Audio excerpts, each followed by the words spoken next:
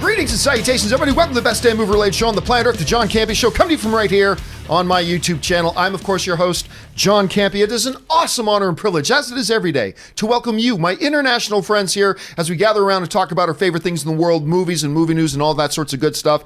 And I'm, lo and behold, ladies and gentlemen, I'm not alone today. First of all, making his triumphant, dare I say triumphant, return, Mr. Robert Meyer Burnett. Robert, how you doing, sir? John, you know, I have a lot of anxiety about getting that Hot Toys Sith Trooper at San Diego Comic-Con this week. I don't know what to do. Should I take some medicine for this and bring my anxiety level down? I saw the image for that, and I just assumed it wasn't going to be available for anybody to get for like another 6 months or something. But you're saying it's actually going to be available at Comic-Con. I honestly don't know. Perhaps I've just been dreaming about it, and that's just added to my anxiety level. I just know that I want it. All right. Well, speaking of things people dream about and anxiety level at the same time, Miss Erin Cummings is also here. Erin, how are you doing? Good morning. Good morning. Happy Comic-Con Tuesday. And Robert, by the way, I have all the pills. Any pills you need, I have those pills. Oh, and hey, listen, by the way, as well, I should mention, since this is going to be your final show of the week today, Erin, because, you know, Robert and I are leaving for Comic-Con after tomorrow's show. Mm-hmm. So you're not going to be on Thursday's show. So I want to wish you, and let everybody else know, to wish you a happy early birthday, because your birthday is on Friday. That's right. I believe you're turning 23. Oh, it's like, I've been dreaming about 23 ever since I was 23. Well, I'm so shocked by what you just said that I don't even have a comeback for that. Yes, and I will be also announcing I am asking for birthday gifts to be in the form of a donation to Cancer Free Generation, a nonprofit that I work with for cancer research. So come find me on @ErinLCummings, and I'll give you all the details about that. And again, happy early birthday to you in case we forget to say it a little bit later. Well, listen, guys, we do have a lot of stuff to talk about here today. Barbie is still moving forward. Who would have thought ever since back when it was going to be like Anne Hathaway was doing, but that thing's still going. It's just had a very, very interesting development. Should they be streaming the Hall H panels at Comic-Con? It looks like maybe Black Adam isn't going to be in Shazam 2. That and a whole bunch more. But let's get started and go right off the top with this. One of the more interesting and maybe nefarious things that have gone on in the world of movies over the last number of years has been the absolutely unmitigated, embarrassing disaster that was Universal's Dark Universe. Remember? They came out with The Mummy and they had like 43 other films planned. They were doing photo shoots with all the stars are going to be in it. And then it lasted one film. Now, one of the casualties of the demise of the Dark Universe was a planned Invisible Man movie, which I think that was going to be Johnny Depp. Wasn't that going to be Johnny Depp at one point? But anyway, they're still moving forward. They're going to do an Invisible Man movie. It's not going to be part of the Dark Universe, and it's not going to be Johnny Depp, but they are moving forward with that, with Blumhouse lower budget stuff, and Elisabeth Moss from Handmaid's Tale is going to be one of the stars in it. And this is what they say about that particular production on that. They're saying, the Invisible Man follows Cecilia, who's played by Elisabeth Moss from Handmaid's Tale, who receives the news of her abusive ex-boyfriend's suicide. She begins to rebuild her life for the better. However, her sense of reality is put into question when she begins to suspect that her deceased lover is not actually dead. Dun, dun, dun. And anyway, Lee Whannell, the guy who directed Upgrade, is directing this film, and he just got on, this is what this story is about, he just got on social media, said, what am I going to do in Australia today? I know, I'm going to shoot a movie. They have officially begun production of this Invisible Man film. Now, there's a couple of interesting questions that get raised when talking about this. One of them, of course, is, are they going to do this treatment for all the other casualties of the Dark Universe? Like, could we maybe see a Wolfman movie that's not connected to a shared cinematic universe? Could they do a this and could they do a that?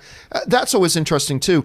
But I'm really fascinated by this particular movie, if for no other reason than the fact that Elisabeth Moss is connected, and one of the shows that I'm really hooked on right now is Handmaid's Tale. Anyway, Rob, you're seeing that this thing's getting a movie. Do you think there's a future for these movies at Universal that were going to be part of the Dark Universe? Can they sustain themselves, or maybe even better, as standalone films?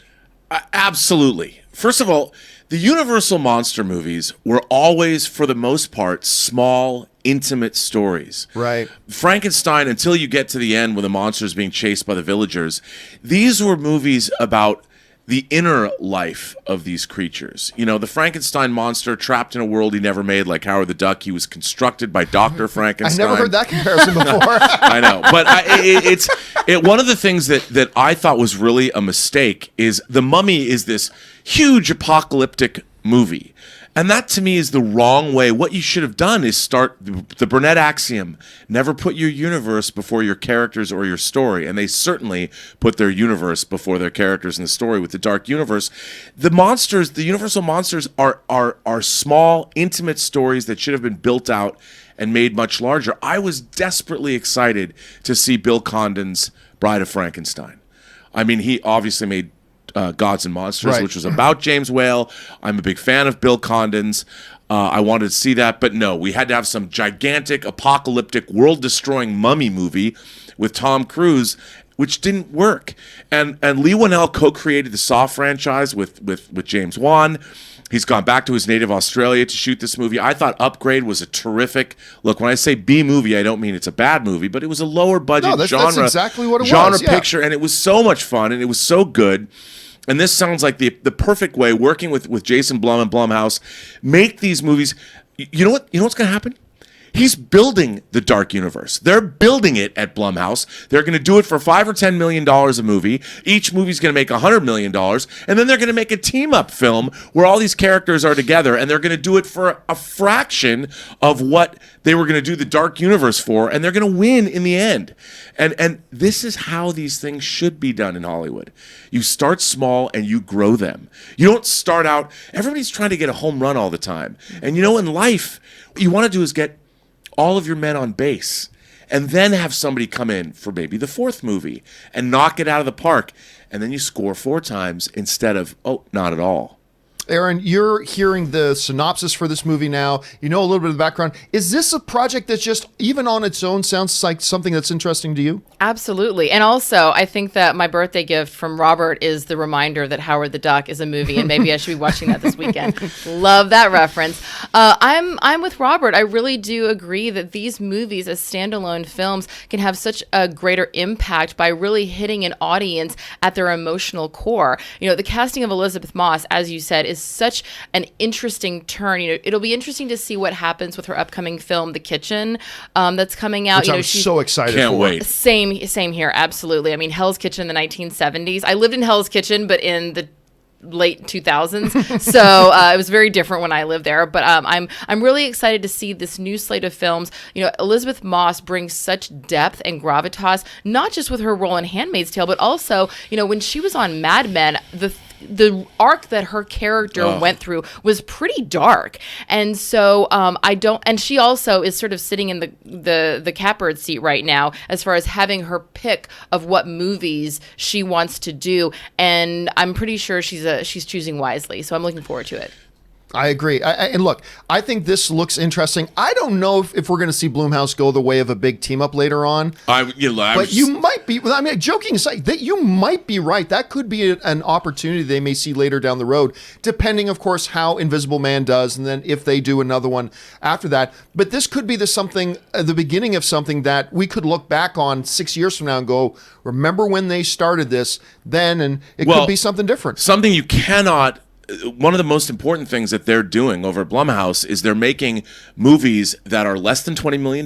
Yeah. They're theatrically released. I mean, remember, he was involved with The Purge, with Insidious, with Get Out. He even produced Whiplash, moving away from horror. But he's the only person that's consistently doing genre horror pictures, theatrically released, and making huge profits on the amount of money they're spending.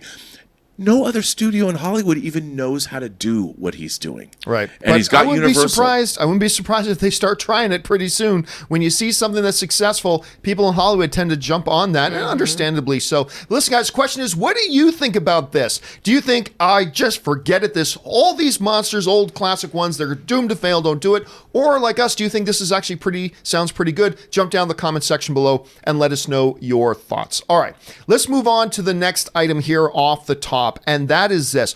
One of the things that we've really been talking a lot over the last year has been all the buzz that came out when it was revealed that J.J. Abrams and Quentin Tarantino had been talking about a Star Trek project.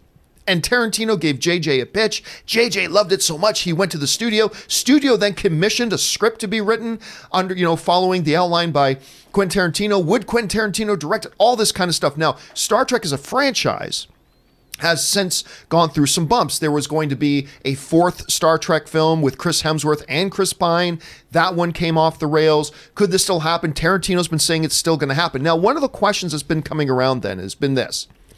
What do you do if you're Quentin Tarantino and you've publicly said over and over and over again, I'm going to do 10 and then I'm done? So what happens if he decides to do this Star Trek movie? Because he keeps saying he's still thinking about directing a Star Trek movie if it even gets greenlit, which is still a big if. But does that count? Does that count? And guess what? If you're wondering if doing a Star Trek film would even count, you're not alone. Quentin Tarantino has been wondering if it should even count. He was just recently interviewed by the folks over at Cineblend, and he said the following. He said, I guess I do have a loophole if the idea was to throw a loophole into it, which would be to go, I guess Star Trek doesn't count. I can do Star Trek, but naturally I would end on an original film. But the idea of doing 10 isn't to come up with a loophole. I actually think if I was going to do Star Trek, I should commit to it. It's my last movie. There should be nothing left-handed about it. I don't know if I'm going to do that, but that might happen. Okay, so it sounds to me like while he's leaving himself a little bit of wiggle room, it sounds to me here, Rob, like Quentin Tarantino is saying, if I do Star Trek, yeah, I could loophole myself out of it, but that's going to be it. I'm done Star Trek. Because, I shouldn't, try to backhand my way out of 10. But here's the question I've got, Rob. Who the hell cares whether he does 10 or 11? Nobody cares. There's not some filmmaker's Bible out there that says, ye shall only do 10 verily and hereunto. Like, there's no rule that says that. The only person in the world that is saying there's any importance to the number 10 is Quentin Tarantino himself. And while I respect that he's trying to leave himself a little bit of a wiggle room there with whether or not Star Trek would officially count as his 10th or not, who cares? The only person who cares about how many films you actually do, Quentin, is you. You have all the wiggle room in the world here, as far as I see it. So while I respect that he's kind of struggling with this a little bit, Rob, I don't see it being a real struggle. If you want to do 11, you do 11. You're not cheating. Like, he's acting like I would be letting people down if I did an 11th film. No, you wouldn't. The only person who's putting any importance on this Quentin Tarantino is Quentin Tarantino. So while I respect that he doesn't seem to want to break a self-imposed rule, it's a self-imposed rule. I don't think it should matter either way. So, Rob, there's a couple of questions here. Number one, the big one, I guess, is where are you at as far as do you think he's actually going to direct a Star Trek film? I mean, that's the biggest one. And then if he does it, should he just call it quits at that point, or should he just go on and do another 10th original film? Well, first of all, Quentin Tarantino is one of our true auteurs in that he's a writer-director. And while he did team up with Roger Avery, who came up with some of the stories for Pulp Fiction, it's pretty much Quentin Tarantino's universe when he makes a movie. And I'm excited to see whatever he does, because in this day and age, having auteurs that are as creative and interesting and have such a command of cinema history and cinema language as he does, anything he does is interesting. I'm deliriously excited to see Once Upon a Time in Hollywood. I'm going to be sitting in the Cinerama Dome, the theater that's actually in the movie, and I'm going to be sitting there watching the movie in the theater that's in the movie that I'm watching, which I think is great. As far as Star Trek goes, I don't know much about the Star Trek franchise, but the thing about what I'm really interested in his take, and this is sort of, I guess, blasphemous, is I don't necessarily need to see canonical, respectful Star Trek.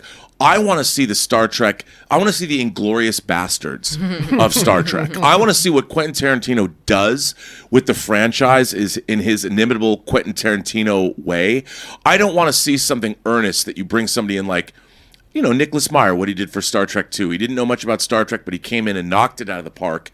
I want to see Quentin Tarantino take the Star Trek franchise and completely Tarantinoize it the same way he Tarantinoized World War II in Inglourious Bastards. I really want to see that. And if he wants to count that as his 10th movie or not, I don't care. I just want Quentin Tarantino to keep making movies. I don't understand why people impose these things. I know he wanted to, for his legacy and film history, here are my 10 movies.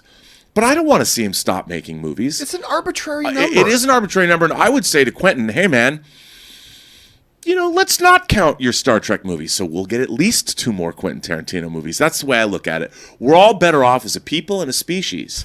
And certainly as film fans, if we have more Quentin Tarantino movies rather than less. Well, here's the thing, though.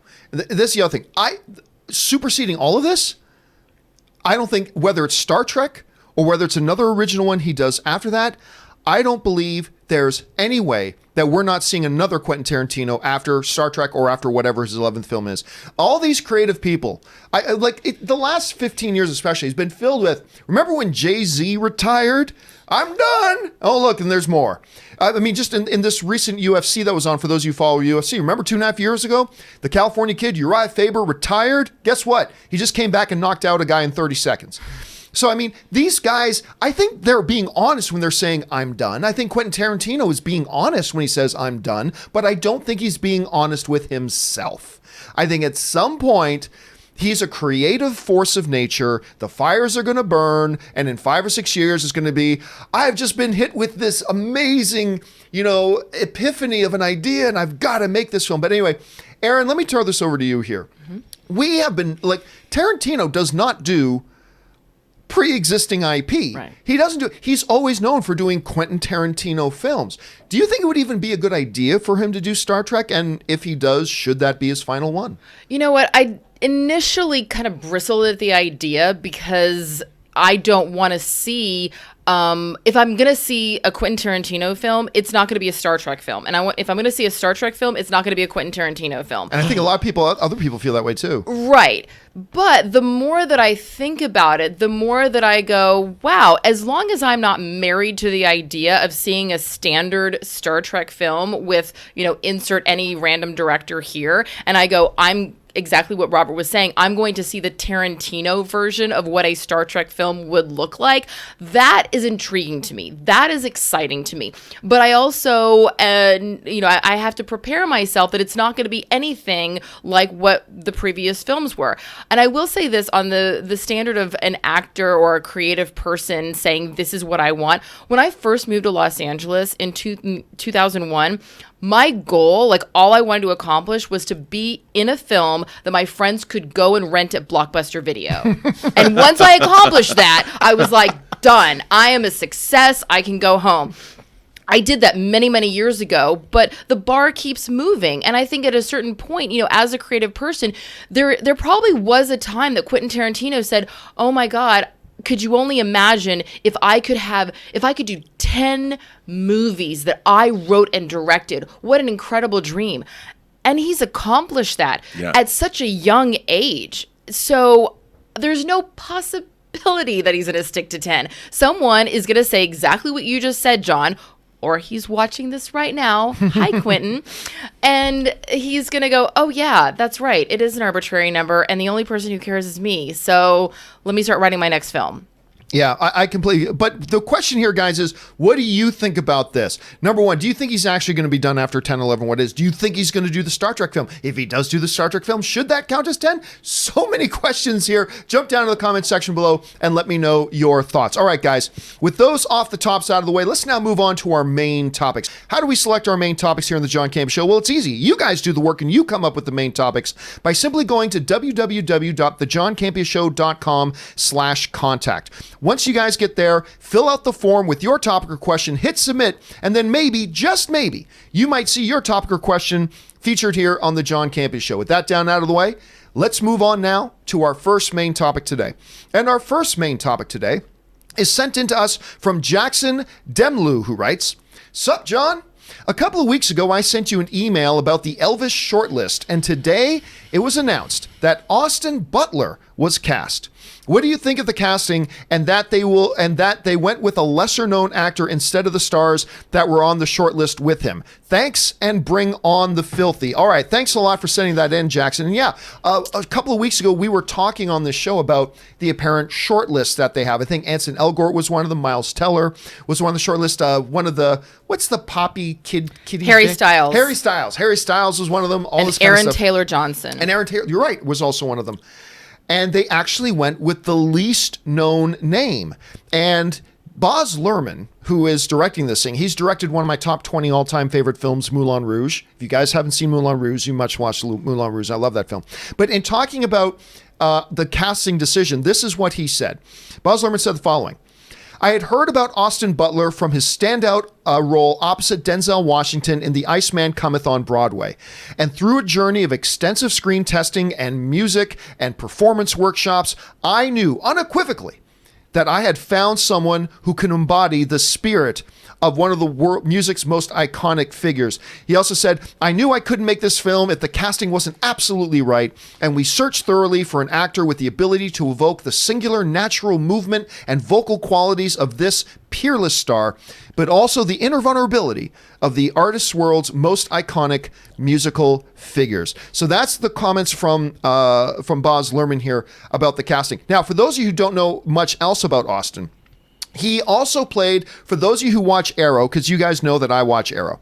For those of you who watch Arrow, he was the DJ who played the boyfriend to Oliver's sister. He was only in about 4 or 5 episodes. And he was also in the Shahar Chronicles. Here's our connection here to Erin Cummings, because Erin Cummings was in Spartacus with Manu Bennett, who starred in the Shahar, I always pronounce Chronicles, with Austin. They were co-stars in that show. So there's a connection there. Oh, wow.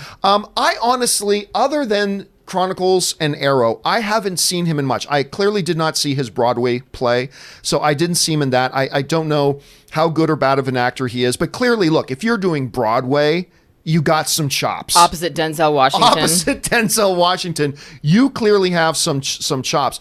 To walk in and play a role like Elvis, I mean, that's just crazy. Look, you got an Elvis movie here with Tom Hanks playing the Colonel. It's being directed by Baz Luhrmann. And now you cast this kid, and you're this kid coming in, and you're like, over here's Baz Luhrmann directing. You're playing Elvis. You're standing beside Tom Hanks. This has got to be huge. Anyway, Erin, you're hearing about this. Do you think this is an interesting cast? Are you looking forward to this movie? How do you think this is all coming together? What are your thoughts?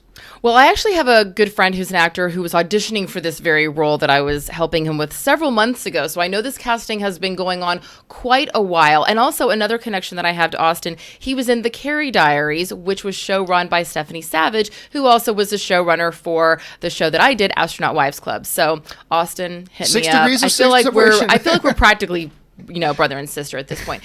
But no, I'm actually very excited about this. I find that when it comes to the casting of a larger than life figure, unless you have someone like a Philip Seymour Hoffman or a Gary Oldman or a veteran actor who has shown time and time again that this person can transform, it's really challenging to do that with a younger actor who maybe hasn't necessarily had the body of work behind them to prove that. And especially someone who already has a big name behind them. There's a lot of other pressure and a lot of other factors. I think that Harry Styles is wonderful. I'm glad that they did not choose him. I feel like he has a lot of other stuff coming into it. And I feel like this will be a really wonderful opportunity for Austin to make his, quote, debut in Hollywood, even though obviously he's done a lot of work before this. I feel like this is going to be a really great chance for him to set the stage for what his career was going to be like and really set himself up, if he does it well, and I think he will, to have a Daniel Day-Lewis type career. And also, let's not forget that when Baz Luhrmann cast Leonardo DiCaprio in Romeo and Juliet, he was not the star that we know him today. Yes, he'd done Basketball Diaries. Yes, he had done What's Eating Gilbert Grape. He got an Academy Award nomination for that too. Yes, he did. But he wasn't a household name. But he was not a household name. He was a critically whispered name. And he did a couple episodes of Growing Pains, which were pretty great. That being said, Titanic came out the very next year and made him the star that he became. But I think that Baz Luhrmann, and also a very young Claire Danes, fresh off of My So-Called Life. So Baz Luhrmann has an eye for talent, and I'm also super excited because we know that John Leguizamo is going to have some role in this because he's in every Baz Luhrmann movie. What do you think, Robert? How do you like the way this is shaping up? Do you like the casting they've got? Are you enthusiastic about this movie at all? Do you think maybe Elvis is a figure they shouldn't be touching at all? Well, first of all, I love Baz Luhrmann. Strictly Ballroom. I mean, I've loved him since the beginning. I loved the Get Down that he produced for Netflix. Even though I loved it. I loved, like you, Moulin Rouge. I love the Blade Runner of Shakespeare movies, his Romeo and Juliet. I mean, I'm a huge Baz Luhrmann fan, and the idea. Like these musical biopics, I'm always sports movies and musical biopics are things I'm a sucker for, and those are not my genres. When people think of me, they don't go Robert Meyer Burnett, that guy who loves musical biopics. I love them. So anybody, Walk the Line, whatever. I'll watch any musical biopic. This excites me. I can't even tell you how excited. I look at that kid. I'm like, that kid can be Elvis. I can't wait to see what he's going to do. He's got the lip to do the lip snarl. That was a terrible Elvis impression. I'm sorry, but I can't wait for this. I'm excited. I can't wait. Just like Erin said, John Leguizamo, whatever he's going to be. He was Toulouse-Lautrec, right? In Moulin Rouge. Come on. I can't wait to see this. I think it's going to be great, and it's going to be the kind of phantasmagoria we expect out of great musical biopics. Rocket Man kind of did that, but this is going to go. I think this is going to. Tom Hanks, come on! I know. I can't wait for this. And by the way, I thought Great Gatsby was actually a little bit underrated. I didn't think it was his best film. I love Great Gatsby. I loved Australia. Yeah. Come on. So, look, I think there's a lot of reasons to be excited here. The question, though, guys, is what do you think about this casting? Did this casting come out of nowhere for you? Were you thinking they might go with another name like a Miles Teller? I actually thought they were going to go with Miles Teller. So I'm intrigued by this. What do you guys think about it? Jump down to the comment section below and leave us your thoughts. All right. With that down and out of the way, let's move on to our second main topic today. And our second main topic today is submitted to us from Yanni Fotopoulos. Fotopoulos. Fotopoulos. Yeah, Fotopoulos. We're like Fotopoulos. Like Patrick Totopoulos. I actually studied 2 years of Greek in theology school in seminary. You'd think I would know that name. All right. Hey, John, I completely agree with you that at some point in the future, we are going to see Robert Downey Jr. and Chris Evans back as Iron Man and Captain America. But I just read an article about how Robert Downey Jr. is now separating himself from the MCU and says he is just moving on. Do you guys buy it? All right, thanks a lot for sending that in, Yanni. And yeah, look, one of the big things, of course, that happened in Endgame was, the departure, the exit of Robert Downey Jr. out of the MCU. There have been some people, like me, who have been saying, I guarantee you that maybe not this year, maybe not in 3 years, but at some point, you are going to see him back. Now, anyway, Robert Downey Jr., he's got a few projects on the go right now. He is now moving on with his career. He's moving on to the next phase of his life and what he's doing. And he was recently interviewed about that. And he basically did start saying, yeah, I'm moving on from the MCU and I'm not Tony Stark. This is what he said. Robert Downey Jr. said the following: I am not this play I'm doing. I'm not a character in the Fantastics. Great reference. I'm not Will from Oklahoma. Also a good reference. Aesthetic distance. It's job one. I am not my work. I'm not what I did with that studio. I'm not that period of time that I spent playing this character. I had an incredible 10-year run that was creatively satisfying. It was very, very hard work, and I dug deep, but I have not been forced to explore the new frontier of what is my creative and personal life after this.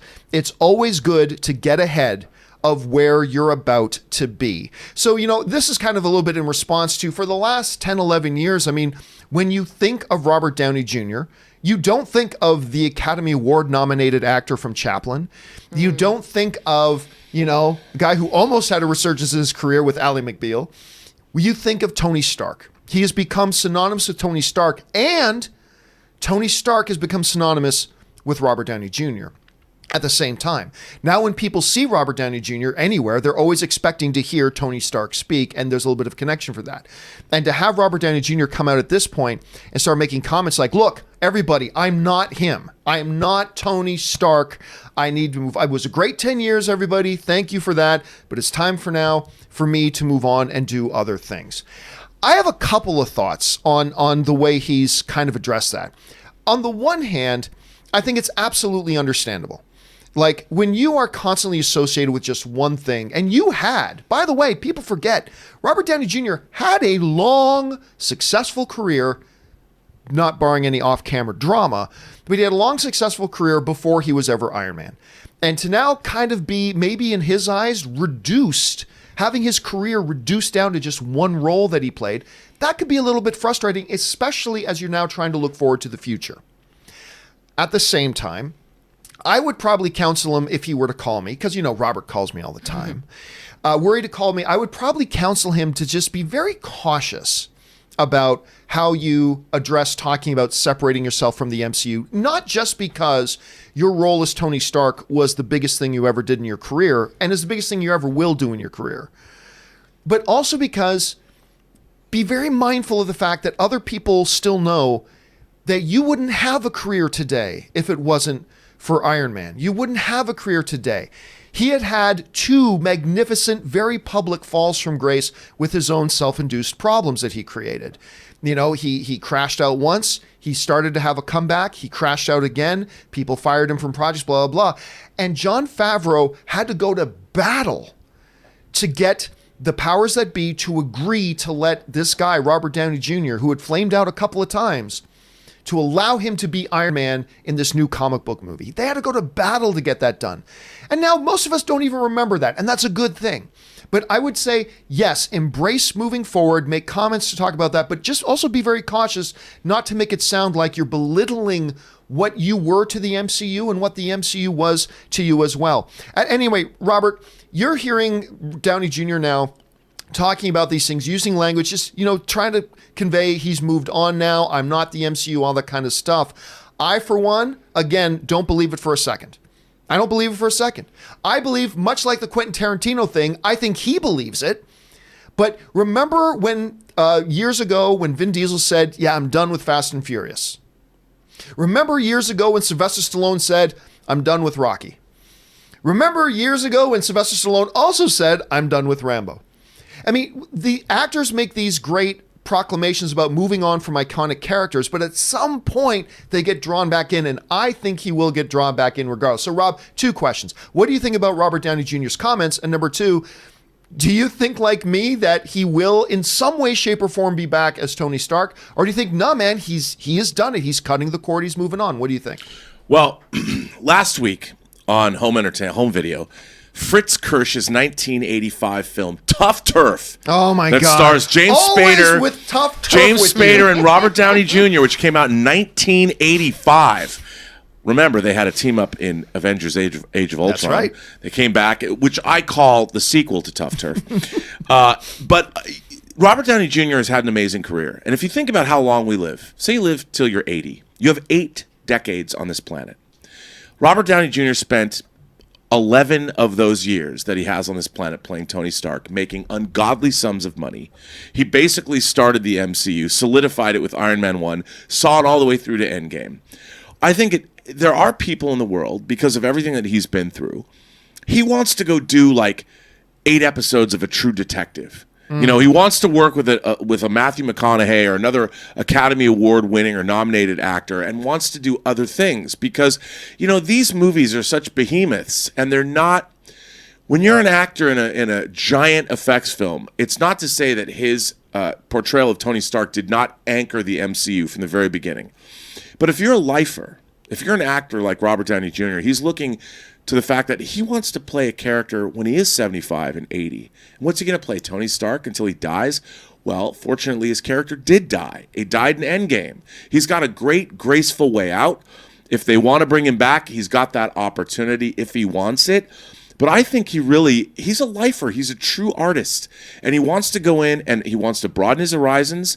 He might want to go do a smaller film, play some character roles, maybe bring other actors up with him and shepherd projects into being that he never had the clout or the money to do, which he has now. What he has is enough money and enough power to afford himself freedom. And a lot of artists, especially actors, never get that freedom.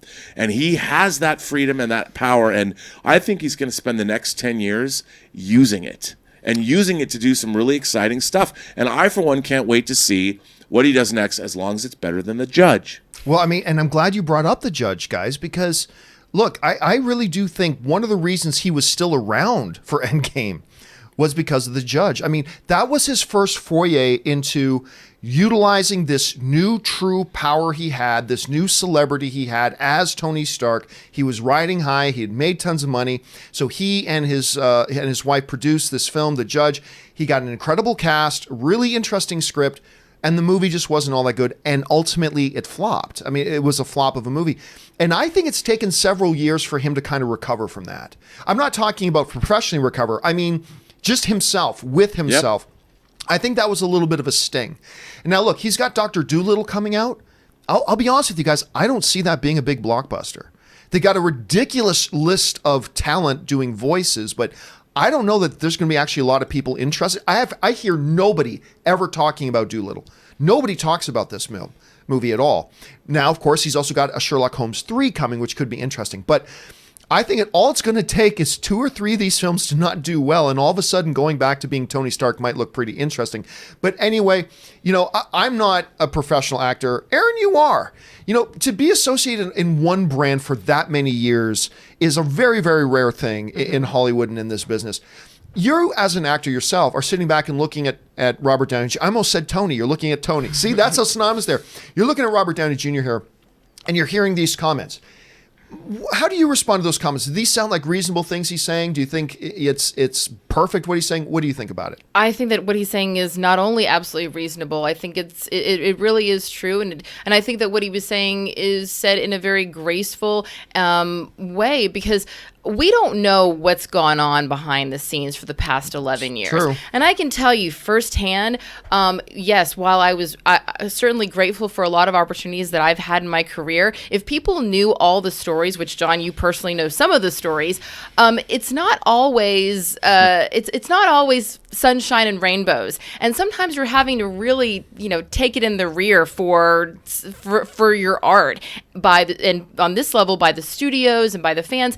And I do want to caution people from the attitude of, you better be thankful that you got to play Iron Man, because there's a sense of ownership sometimes that an audience can have over an actor. I mean, I am small peas, and I've had people write to me say, hey, you better not ever complain about anything because we pay your paychecks, which not really, but kind of. I don't know. It's a very slippery slope there, and I think that absolutely he should have the freedom to go off and do something else.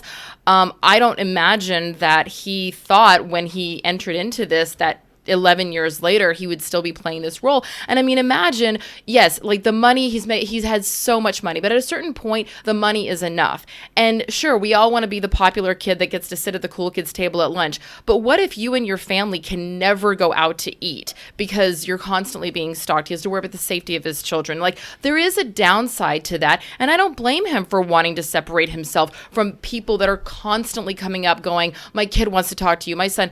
Yeah, that can probably, after a decade, get kind of annoying. And also, let's not forget that while Jon Favreau did fight for him for this huge role, which was a major risk, before that we had Shane Black saying, hey, in Kiss Kiss Bang Bang, yep. saying, hey, I'm going to drug test you anytime I want, and if you don't walk the line, then you're out of this movie in a heartbeat. And kudos also to his wife, who he has said was such a big part of his recovery. I'm looking forward to seeing what he does. I forgot all about Chaplin, but you guys are right. At the end of the day, Robert Downey Jr. is a magnificent actor, one who can transform himself. And I totally understand him wanting to separate himself from the MCU, at least for now. And maybe when he's 75, he does a quick little cameo in something. But I see him wanting to go on to different projects and create the life that he wants to live. And I don't blame him for that. We should all want that for ourselves and each other.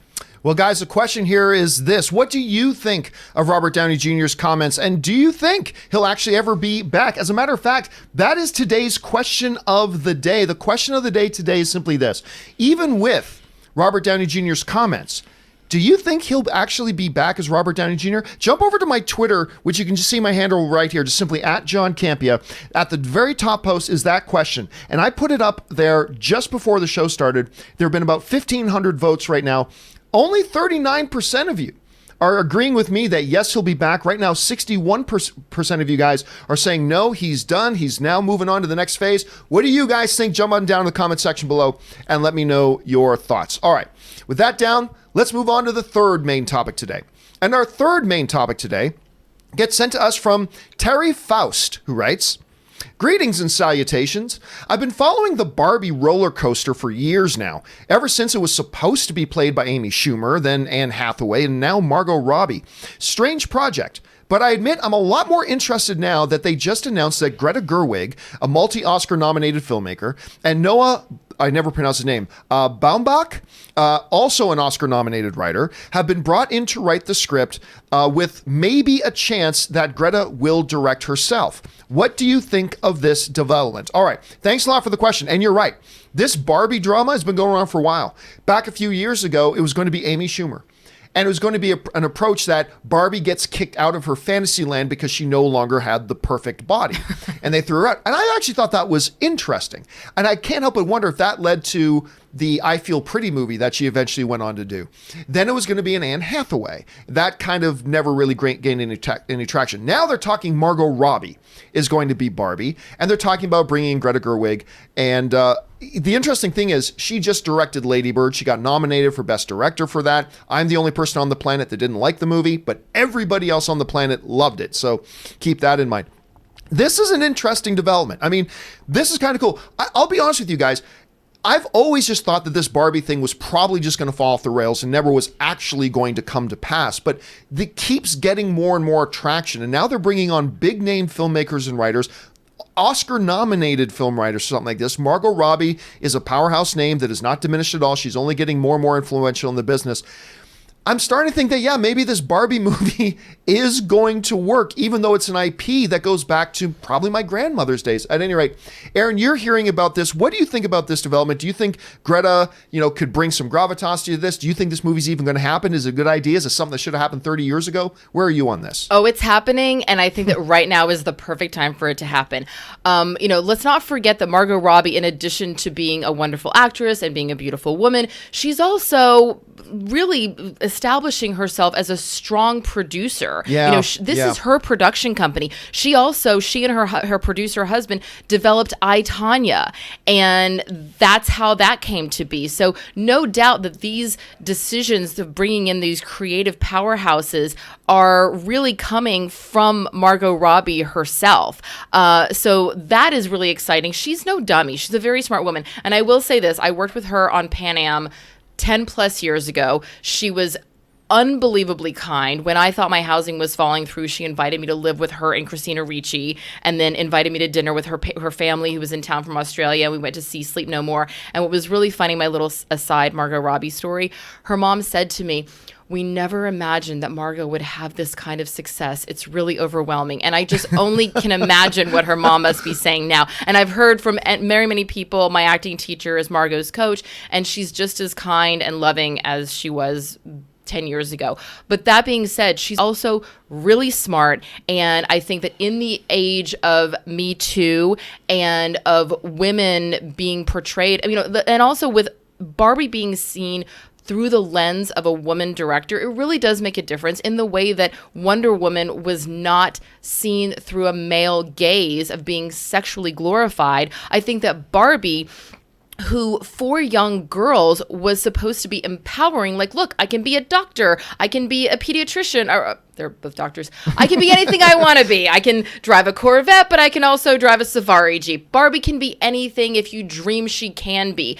But seen through a male gaze, I think it could be a very different kind of movie, a more sexualized version of Barbie. So I'm incredibly excited to see what Margot Robbie's producing mind and Greta Gerwig's directing eye are going to do with this movie together. Rob, you're seeing all this come together. I think you shared my doubts at one point that this would ever even happen. But what are you thinking about this move right now? What do you think about bringing these writers on? And is it ultimately going to happen? Well, first of all, thanks for mentioning Sleep No More. Nobody ever talks about that on the West Coast. But man, it's amazing.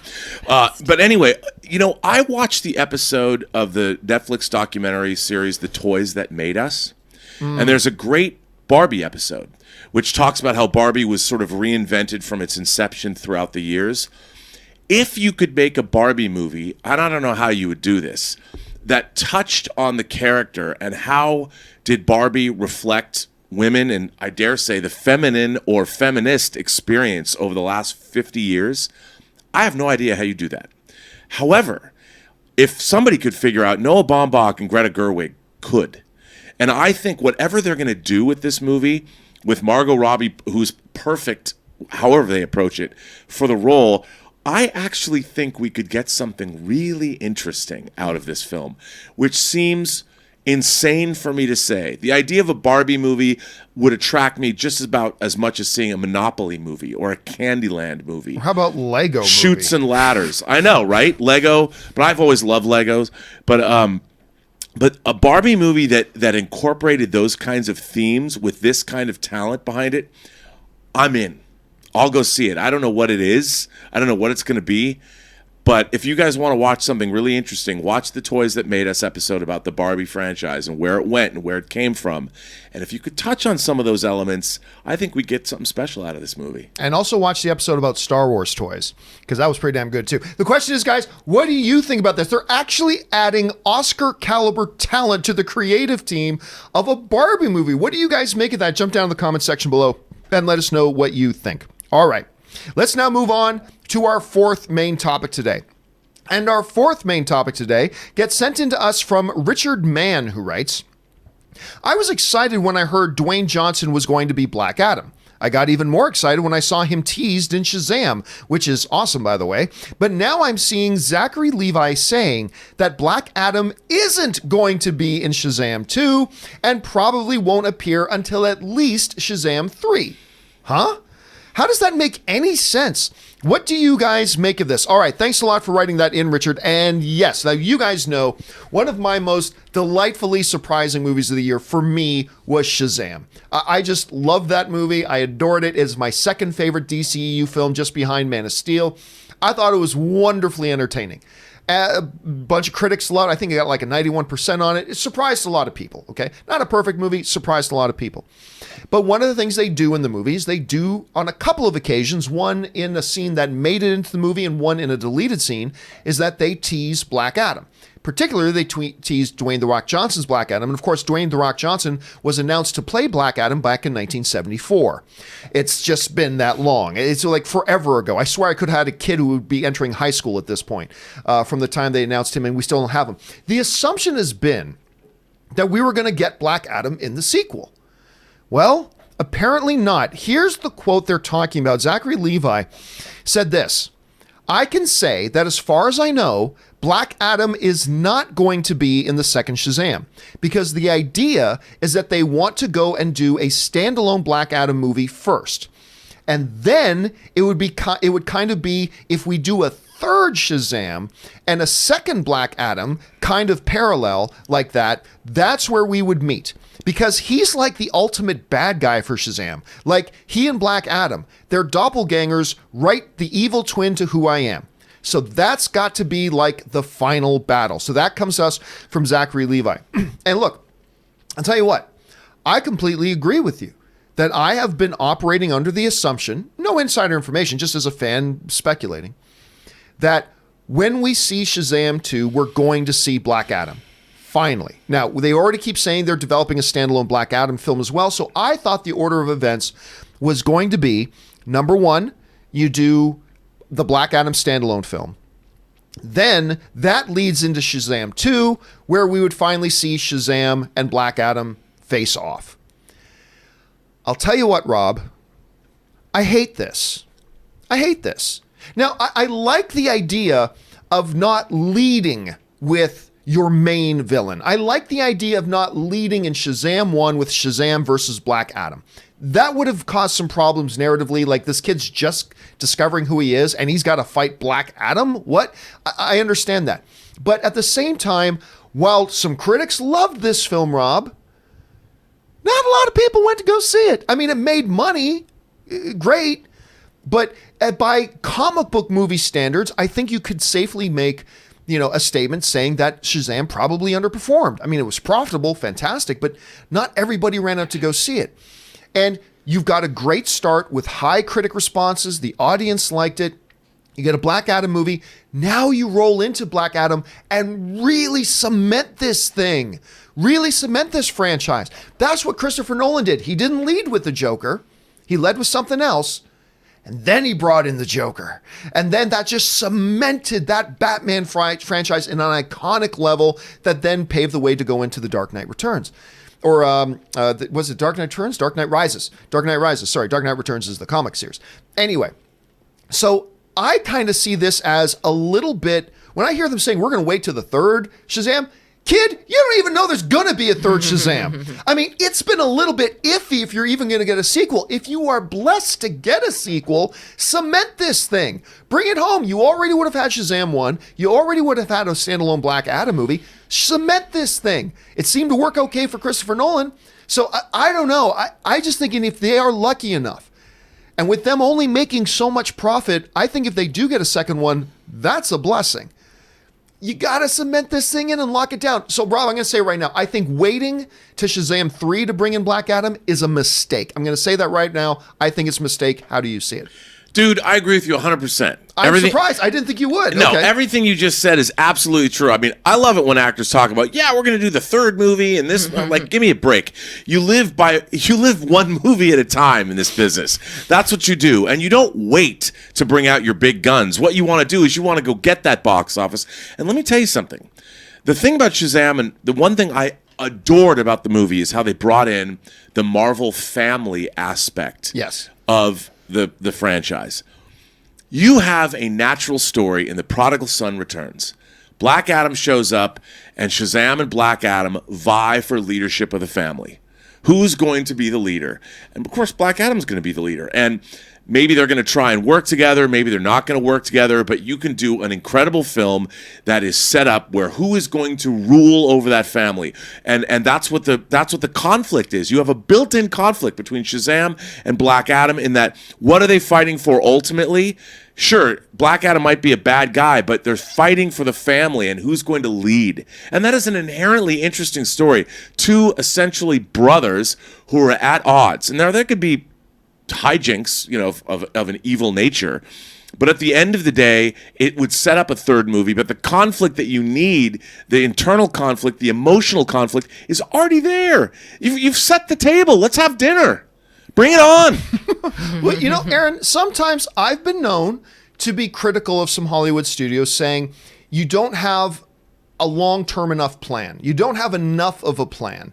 So I don't know, maybe could there be some legitimacy to that, to saying, well, we're playing the long game here with Shazam. Like, I'm yelling here that it's a mistake not to bring him in number 2, but do you see it as maybe they're having some wisdom in planning out that long, or do you think they should just bring him in early? I think Zach Levi is lying.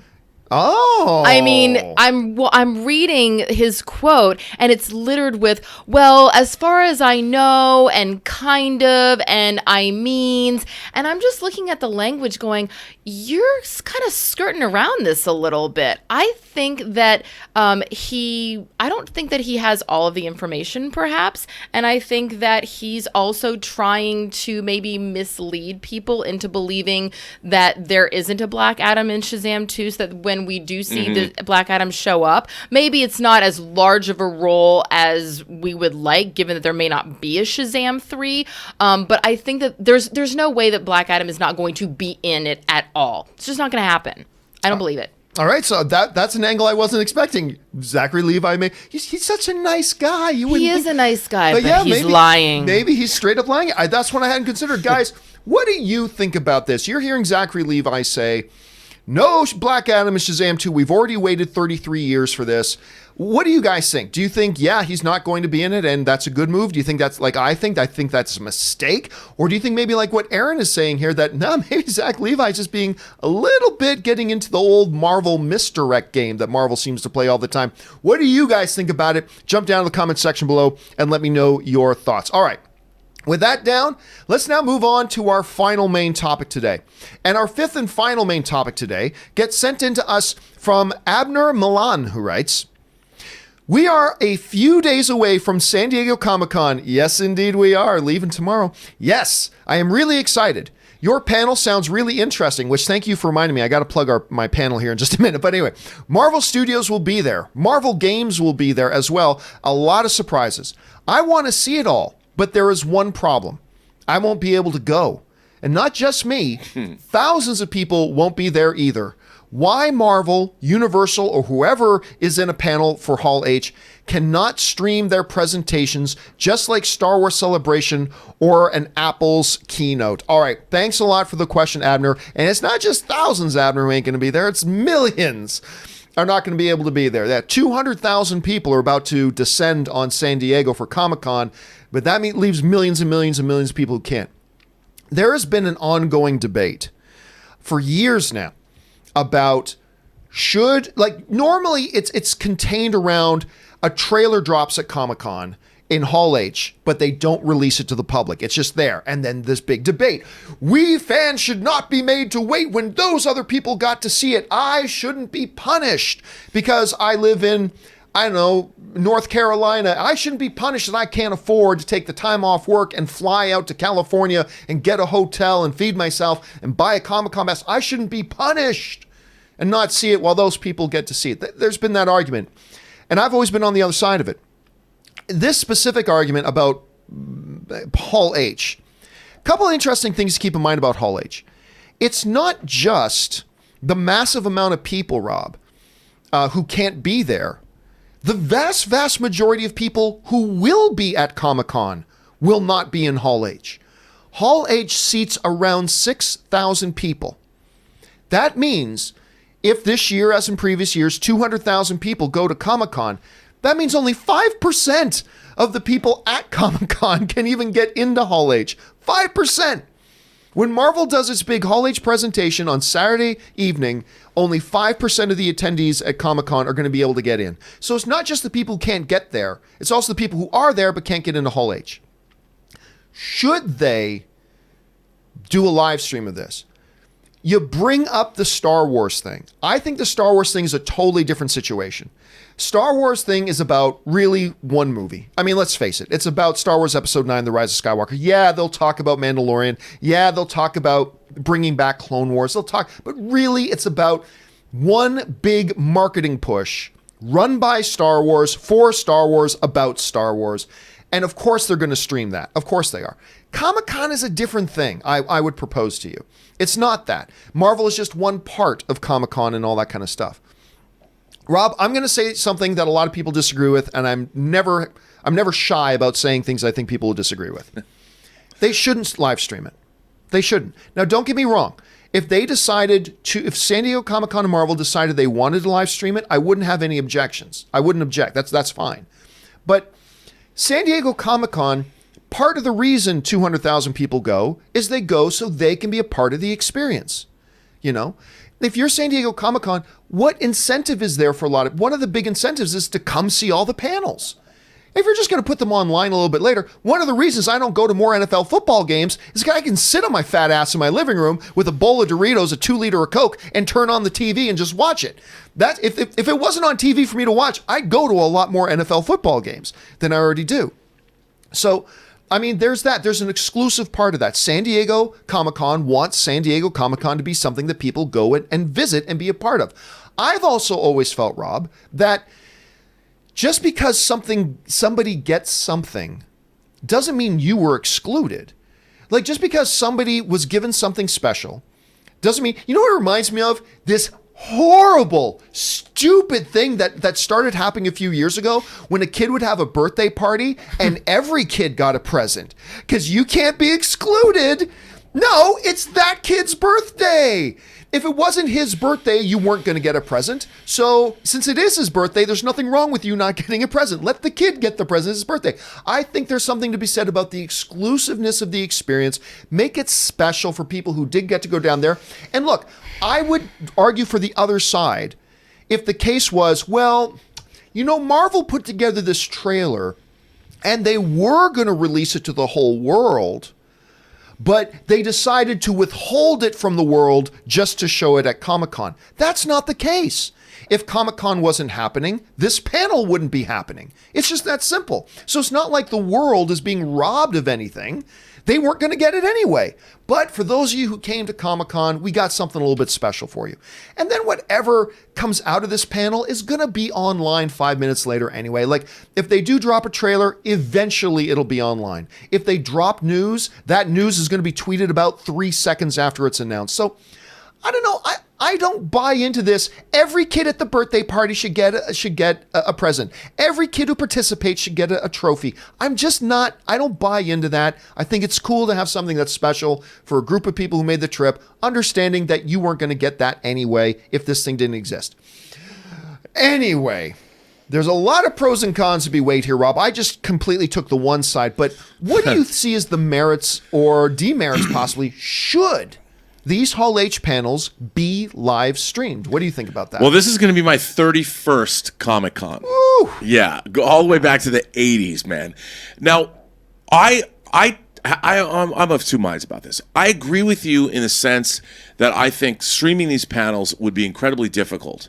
It would be difficult, because technically, already San Diego's infrastructure in terms of the internet is taxed between everyone's cell phones and broadcasting and live streams. I don't know how they handle it. The whole town should burn up. But I mean, you heard it here first. Everybody. It's incredible. But you know, one of the things that I've seen a lot of incredible panels over the years at San Diego, and sometimes it's made me sad that the information or the things that people say, because they get so many great professionals in the field of filmmaking and television and comic books and even authors who are writing novels. There's so much great information that's being imparted to the audience. It seems a great tragedy that all of that information isn't being preserved. Like, I would love to film every panel and, like TED Talks or something, put them up 6 months later. You know, have them so people have a repository of amazing amounts of knowledge. But I agree with you. Like, there's something about the immediacy, like when you were in Hall H, when Tom Hiddleston came out dressed as Loki and they announced the title Age of Ultron. I mean, that was insanity. It was so amazing, and nothing could. That I was in Hall H. I was like a little kid.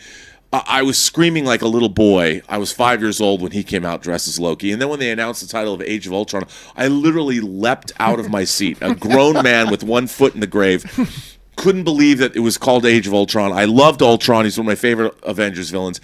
And there, you know, if it was filmed, I think like what you say, there's a specialness about Comic-Con. And I'm sorry if you've never gone. That's your fault. Figure it out. You know, I like being part of the elite privileged members who get to go to Comic-Con. I'm not going to lie.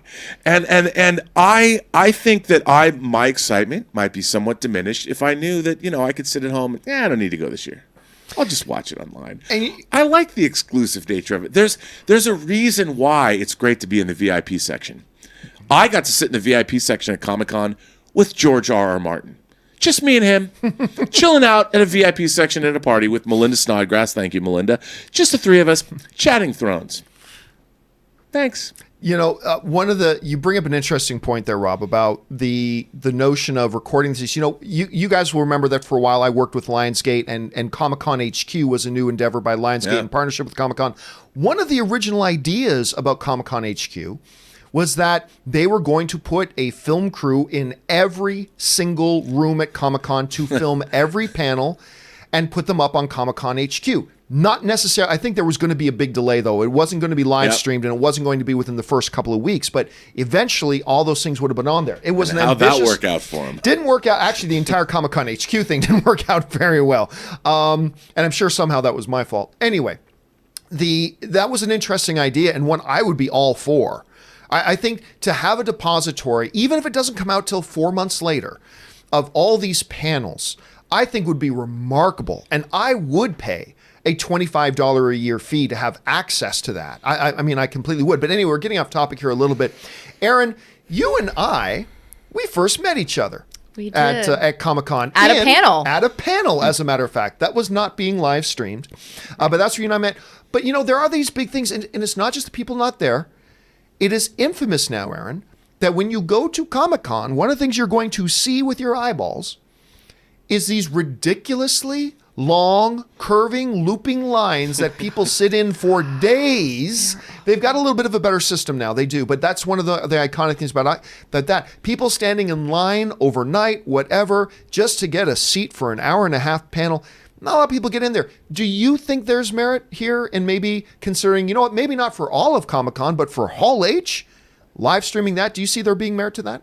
I have to say, I love both of you. I really do. But I am over here cringing at what I am listening to. It's not Where is your humanity?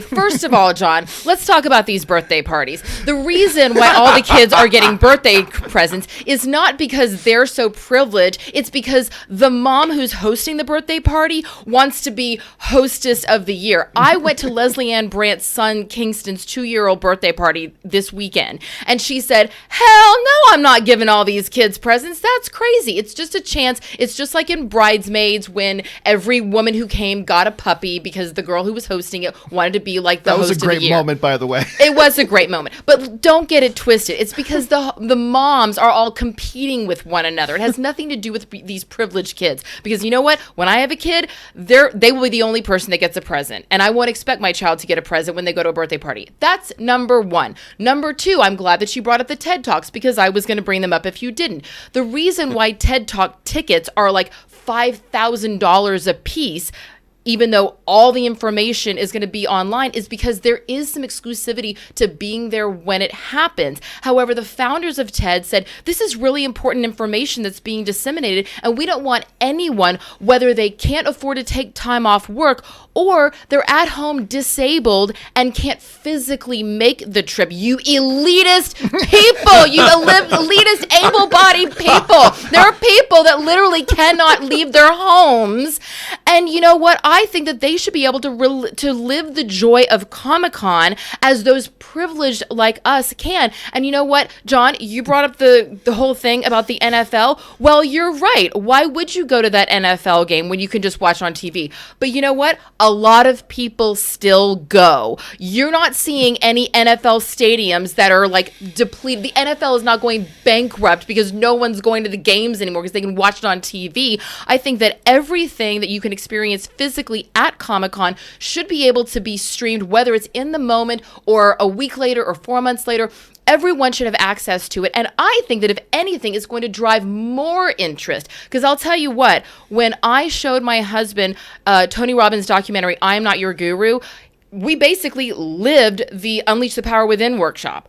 But he said, oh my God, we got to go to this live. And I think that that's what's going to happen is Comic-Con's not going to lose money. They're going to get even more interest when people actually get to physically see the visceral reactions of the audience in Hall H and go, oh, that's what happens at Comic-Con?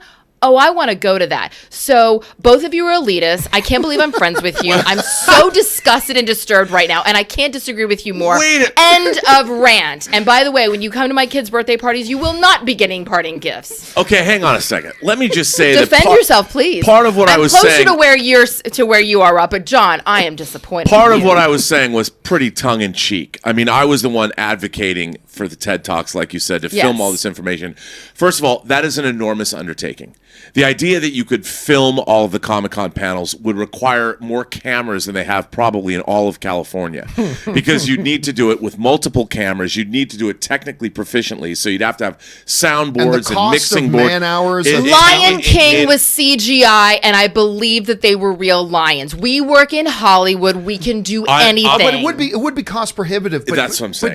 But for just Hall H. We can make it happen. But just for Hall H. I don't know if logistically you can make it happen for all the panels. I think that'd be really, really tough. I mean, and let's be honest. Do we really need it for all the panels? Well, see, here's what I think Hall H and Masters of the Web. Oh, so who's then going to then? Are you going to be? Who's going to decide which panel is worthy of filming? Well, I mean, which one has the 200,000 people lined up to go see it? Yeah. I mean, see, I think I'm a little bit in the middle here. I like the idea of not streaming it live. I like the idea of having it be like an exclusive party. It's something special. For those of you who came, this is just for you. But I'm also of the mind, like I said a little bit earlier, I would advocate the idea of somehow, some way filming not just Hall H, but filming all of them and doing like TED Talks does, and then eventually putting them online as a repository so everybody can watch all of them. Because there are some small little panels that get done where there's 25 people in the room. Just 25 people. But even if they could just set up like some kind of remote webcam in there just to record that and put that online. So I think it should be made there. I think there's a compromise here somewhere between live stream everything and do nothing at all. I think there's a compromise in there of record them, put them online later, have a certain window of exclusivity, like for these will go online in 3 months. But I mean, let's face it, everybody's going to find out everything that was in those panels because of social media. But yeah, well, for the smaller ones, why not do audio and then just stream them as a podcast? I mean, everybody's listening to podcasts anyway. For the ones where you have like the big stars and they're going to come out in costumes and whatever and surprise appearances, yeah, make those the videos that you do. Put your money into that, and then for all the smaller ones where where you're really just there for the information that you're learning and not necessarily the visual, have it be a podcast. Well, listen, we got to move on here because we're running over time. Do we though? But let me ask you guys. How do you guys feel about this? Do you agree with Erin that like this should just be live streamed for everybody all the time? Do you believe correctly, like the elitists, me and Rob, that me and Rob, the elitists, should put this thing up? But actually, or do you like the idea of somewhere in between about having, film them all and then have them available online a little bit later? I don't know. Where do you guys fall in this? Jump down to the comments section below and let me know your thoughts. And spirited discussion coming on here for that. All right, guys, listen, with all that down out of the way, that does it for our main topics today. We're going to go over now and take some live questions. But listen, before we do, there are a few other things going on in the world of entertainment that we don't have time to talk about as main topics. But if you're watching the John Campea Show, I want to make sure you guys get caught up to speed. So right now, fact checker Jonathan is proud to present to you today's installment of the Movie News Feed. Check it out. First up, La La Land director Damien Chazelle is heading back to Hollywood for his next feature film, Babylon, and Emma Stone is in early talks to star. From Variety, sources say Chazelle has met with a handful of suitors over the past couple weeks, and Paramount and Lionsgate are both vying to land the project. Babylon is a period piece set in 1920s Hollywood, and Chazelle is looking for an A-list ensemble to make this film his largest production to date. Sources say the film will take place during the transition from silent films to talkies and will feature a mix of real-life and fictional characters, similar to Quentin Tarantino's upcoming Once Upon a Time in Hollywood. Next up, Jack Reacher will be back, but this time it will be on the small screen, as it's been announced that Amazon has landed the rights to develop a script-to-series drama based upon the Jack Reacher character in Lee Child's best-selling book series. From JoBlo.com, Nick Santora, best known for his work on Prison Break, has been tapped to write, executive produce, and serve as showrunner on the Jack Reacher series for Amazon. The author also stated that they'll likely use this as an opportunity to cast a physically appropriate actor in the role, as one who is described in the novels as standing 6'5" with a six-pack like a cobbled city street, and hands the size of dinner plates. Next up, Australian actress Lucy Fry, who played opposite Will Smith in the Netflix film Bright, has been added to the cast of Waldo, joining Mel Gibson, Charlie Hunnam, and Marina Baccarin. From Deadline, the film, which follows a disgraced LAPD detective played by Hunnam, who spent the past 3 years living off the grid. He's reluctantly pulled back into his old life by a former lover in order to solve the murder of an eccentric celebrity's wife. Dominic Monaghan, Isa Gonzalez, and Clancy Brown also star in the film, which is based on the novel Last Looks by Howard Michael Gould. Next up, Evil Dead series creator Sam Raimi has expressed his desire to make a sequel for the franchise. From Cinema Blend, the filmmaker said the following about the prospects of another installment. "I'd love to make another one. I don't think TV is in its future, but we're talking about Bruce Campbell, Rob Tapert, and myself, 1 or 2 different ways to go for the next movie. We'd like to make another Evil Dead feature, and in fact, we're working on some ideas right now." Interesting to note is the fact that Sam Raimi mentioned Bruce Campbell as an involved party in these Evil Dead talks, and that he's pretty much prepared for any contingency that could be offered. Does this mean Campbell would rescind his retirement from playing Ash Statement? Time will tell. And finally, Lionsgate has released the official trailer for director Kim Ferrant's upcoming drama thriller Angel of Mine, starring BAFTA nominee Noomi Rapace of The Girl with the Dragon Tattoo. From ComingSoon.net, the film will have its world premiere at the 2019 Melbourne International Film Festival and is scheduled to have its theatrical release on August 30th. The film is a psychological drama based on the 2008 French film of the same name. The plot is as follows. A woman grieving over the death of her daughter loses grip of reality when she begins to think her girl may still be alive. And that will do it for today's installment of the Movie News Feed. All right, and now you are all caught up to date with all the stuff going on. Special thanks to fact checker Jonathan for that. Okay, guys, listen, before we get into live questions, I forgot to plug this a little bit earlier, but of course, as a part of Comic-Con, what's not going to be live streamed, unfortunately, but is the annual Masters of the Web panel at Comic-Con. Of course, the theme this year is After Endgame. Where does the comic book genre go from here? Discussing that with me, of course, on the panel this year is myself. We got Fanboys director and author of my all-time favorite Dungeons & Dragons book, Kyle Newman, is going to be on there. Christian Harloff from Schmodown is going to be there. From Film Threat and G4, Chris Gore is going to be there. And, by the way, Robert Meyer Burnett is going to be moderating this panel. That panel is going to be held on Friday, that's this Friday, at 11 a.m. in the, what's the name of the place again? What's the name of the library? The Neil Morgan Auditorium at the San Diego Central Library, which is right by the Convention Center. That's where that's going to be Friday, 11 a.m., the Neil Morgan Auditorium in San Diego as a part of Comic-Con. Come on down and join us if you're going to be there, and we look forward to seeing you guys there. Okay, with that all down and out of the way, let's now move on to the live questions. And we're going to get things started here. Who are we getting things started with? We're getting started with Blu-ray Billy, who writes, over under 50%, we get a Mamma Mia 3. I'll tell you what, I'd be all for it, but I think they're done. I think they've run that as far as they could go. I really liked Mamma Mia 1 and 2. I had a really good time with them, but I'm going to take the under 50. It's possible, but I'll take the under 50%. ZMG Ruler writes, it's possible Lion King doesn't get 1 billion. Batman vs. Superman and Justice League didn't. Well... almost every film ever made didn't make $1 billion. Of course it's possible that it doesn't make $1 billion. I think it very easily will, but of course it's possible it doesn't. Absolutely. Mad1306 writes, why do people think Norman Osborn will be in the MCU? I thought Kevin Feige stated when they was working on Homecoming that they wasn't using villains from previous Spidey movies. Well, I mean, look, he's also said a lot of things a lot of different times that were misdirects. But you're right. I don't think it should be an assumption that they're going to do that. I don't think you should assume they're going to have them because Sony might want to use the Osborns. They might want to make the Osborns part of the Venom verse for all we know. It's all about what Sony is going to do. Rob, do you think we're at some point in the MCU Spider-Man iteration that we're going to see Osborns there? I don't know. I mean, look, I would love to see Norman Osborn and the Dark Avengers. I really liked that storyline. I liked Siege when Asgard was in Oklahoma and the Dark Avengers went after them. I loved all that. But that would take a long bit of setup. Yeah. I don't want to see what we've already seen twice.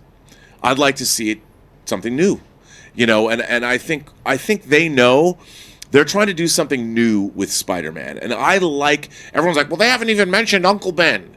Well, yeah, but we've heard. They sort of did. His initials were on the suitcase. Yeah, I mean, it's we know that already. Let's do something new and different with Spider-Man. We've seen Spider-Man the way we know him for years and years and years. So why not do something new? Or here's a thought. Why not create a movie-only villain for Spider-Man? Well, Erin, what do you think? Look, they've used certain characters and villains in the older Spider-Man movies, but with the 2 Spider-Man movies we've had so far, we've had Vulture, which wasn't in the previous movies. I mean, a character who becomes Vulture was there, but Vulture wasn't there. They've used Mysterio, which was... Do you think they should continue going on using villains that weren't in the previous incarnations, or do you think maybe they should use some of the older ones that they've already used? No, absolutely. There's so many different characters that can be unearthed and brought to the attention of this audience that's really learning about comic books through these films. That's true. Why not shine some light on some lesser known villains that that are not going to get their own standalone films and would otherwise never be introduced to this audience? All right, let's move on here. Django19 writes, next Spider-Man title, Spider-Man Stark Returns Home. Don't, I know you're joking, Django. I'm just saying, don't laugh too hard, because it very well may be the case. Nathan Oswald writes, if the MCU Fantastic Four movie doesn't turn out well, is it fair to say that the property is cursed? Yeah. Rob, I'll say it. Yeah. I mean, Fox took 3 cracks at it, fail. If the MCU now takes a crack at it and it fails, yes, at that point I'm saying bury it, it's cursed. What do you think? Yes. I think it's time for some new stewardship. Absolutely. I don't know if it's cursed, but it needs new something. I mean, it's getting a new studio. It's being done by, I don't know here. Aaron, do you think they should try another? If MCU Marvel does their first Fantastic Four movie, now that it's under them, and it fails, do you think they should just give up on it or keep taking cracks at it? If it fails, again, then I think that you might need to just bury that bone. We got a 3 strikes law here in California. Yeah, well, we've already had 3. Well, technically, if you want to take the Corman one, you've had 4 strikes on that already. All right, Nathan also follows up with, when do you think we'll get the first trailer for Zombieland 2? No idea. It really doesn't matter. I mean, when are we going to get our first piece of marketing for it? I'm going to actually assume, I wouldn't be surprised at all if they drop something at Comic-Con. I wouldn't be surprised at all if they drop something at Comic-Con. Nathan also writes, a movie I keep forgetting exists is City Slickers 2. You know, whenever I think of City Slickers, I never think of City Slickers 2. Every scene I think about, every memorable line, it's all from the first one. Is that just me, guys, or do you guys often think of City Slickers 2? I'm just always the first one. John, I often find myself contemplating City Slickers 2 as I drift off to sleep at night. No. It's like is that what you're thinking about? Sweet thoughts of the City Slickers 2. Yeah, I mean, I could be thinking about like 50 Shades of Grey and Dakota Johnson, but no. I'm preoccupied with City Slickers 2. Not even finding my smile. Just that. All right, Nathan Oswald writes, honestly, I really like Spider-Man 3 and X-Men Last Stand. I agree that they're the weakest of their trilogies, and both have have story problems, but overall, they're still really good movies. Well, look, Nathan, that is ultimately the pure subjectivity of film. There are movies that some of us will look at, and myself included, at like Spider-Man 3 and think it's a wreck, or X-Men The Last Stand, and some people think it's not all that good, but there are other people, you're going to watch the same piece of art and it's going to hit you differently. And that's the beautiful thing about the movie fan experience, is that, you know, there's not some codex out there that says you must like this movie and you must dislike this. No, otherwise what's the point? You saw them, you got a lot, and guess what? I think there's some upside to Spider-Man 3. I don't think it's a good movie, but there is upside to it. I think X-Men The Last Stand, Kelsey Grammer's Beast in X-Men The Last Stand was fantastic. I'll say that right up. Yep. So, hey man, listen, you appreciate those movies. That's awesome. Don't let anybody ever tell you otherwise. All right.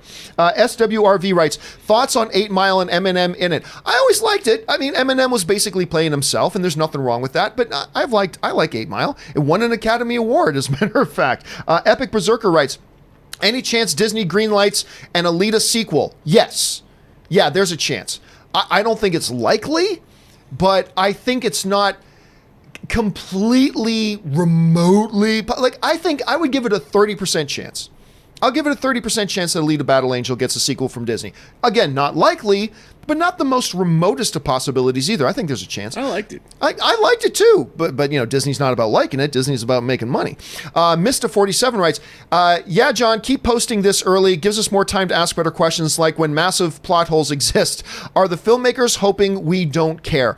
Well, what Mist is referring to here is that what I did here, guys, was just so I wouldn't have to do it this morning, I posted the live stream like last night before we're going to bed, so it was there, so people started posting questions early.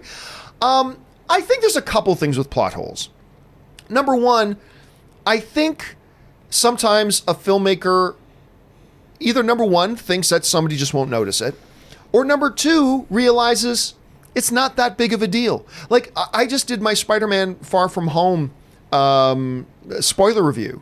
There are a number of logic problems in Spider-Man Far From Home, but none of them that distracted or took me away from my enjoyment of the movie. Like, yeah, hey, wait, if A is B, then how can B be C? I mean, there are a couple of those problems, but it's not really a big deal. And I think, look, at the end of the day, a filmmaker's job is not to make the most logical film in the world, make the most entertaining film. And if that means you got to take some liberties with logic once in a while, go ahead and do it. So just sometimes it's more egregious than others. Rob, as a filmmaker yourself, how would you answer that? Look, you've got to make people believe. You know, you can't shoot a compressed tank of air and have a shark blow up at the end of the movie. But Steven Spielberg did that in Jaws. And it was awesome. And it was awesome. And he even said famously that if they're with me for the rest of the movie, I'll get them at the end. And that's what movie... By the way, nothing that you see in a movie is real. All of it is manufactured. Every bit of it. And the fact that they work at all is amazing. So I think I would always go for the entertainment beat or the thing that the audience wants that you want to give them before I would go for logic, even though I hope both go hand in hand. Wait a minute. Are you telling me seriously that Will Smith and why am I freezing on his name? Will Smith and Jeff Goldblum. Are you telling me that Will Smith and Jeff Goldblum couldn't write a computer virus that would affect an alien spaceship of which they have no idea how the inner workings and circuitry and programming of that? Are you telling me that the end of Independence Day wasn't believable? It was absolutely believable because the aliens were already tapping into our computer systems so they figured out a way to figure that out and just send it right back. Yeah. Never mind that they're 10,000 years more advanced. John, advanced I believed in that because after all, Will Smith and Jeff Goldblum teamed up, can do anything together. Anything. True. There's nothing the two of them can't accomplish. Erin, you've been in a lot of TV shows and movies and stuff like that. What have you ever been in a position where you're like, this makes no sense. This makes no sense. Why would I do? Because and a lot of times there has been that moment where the director will look at you and just go, can you just make it work? And that is actually a thing that happens. Whereas the actor, I've had those conversations with other actors where we're sitting there going, this doesn't make any sense. And I've tried to talk to the writer or nobody can get the writer. And sometimes as an actor, you're just on set going, all right, let's just try to fuddle this together and try to make it as believable as possible, because if we believe it, maybe they'll believe it too. And that happens. Fubble? Yeah. Fubble this together. I love fubble this. I'm using that word from now on. That fubble and ghibli are the new words fubble of the and ghibli. Oh, I missed ghibli. Yeah, ghibli was earlier. John came up with ghibli, and I've only heard of ghibli bits, and I think that's a very different thing. Very, very different. All right, next one up. Andres Martinez writes, favorite Benicio del Toro movie?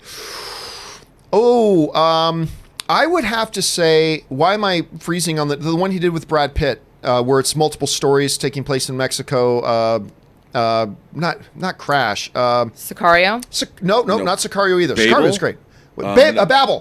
Yes, Babel. That's the one I got. So Babel for me. What about you guys? Oh, I take that back. I'm sorry. That was stupid of me. Snatch. Easily Snatch. Which is another one he did with Brad Pitt, now that I think about it. But yes, Snatch. Rob, what about you? Favorite? Well, I've got to say Sicario, but I do love Usual Suspects when he played, I'll flip you. I'll flip you for real. I forgot about it. I might have By the way, I just want to point out that we just celebrated the 30th anniversary of the James Bond movie License to Kill, and Benicio del Toro was the henchman.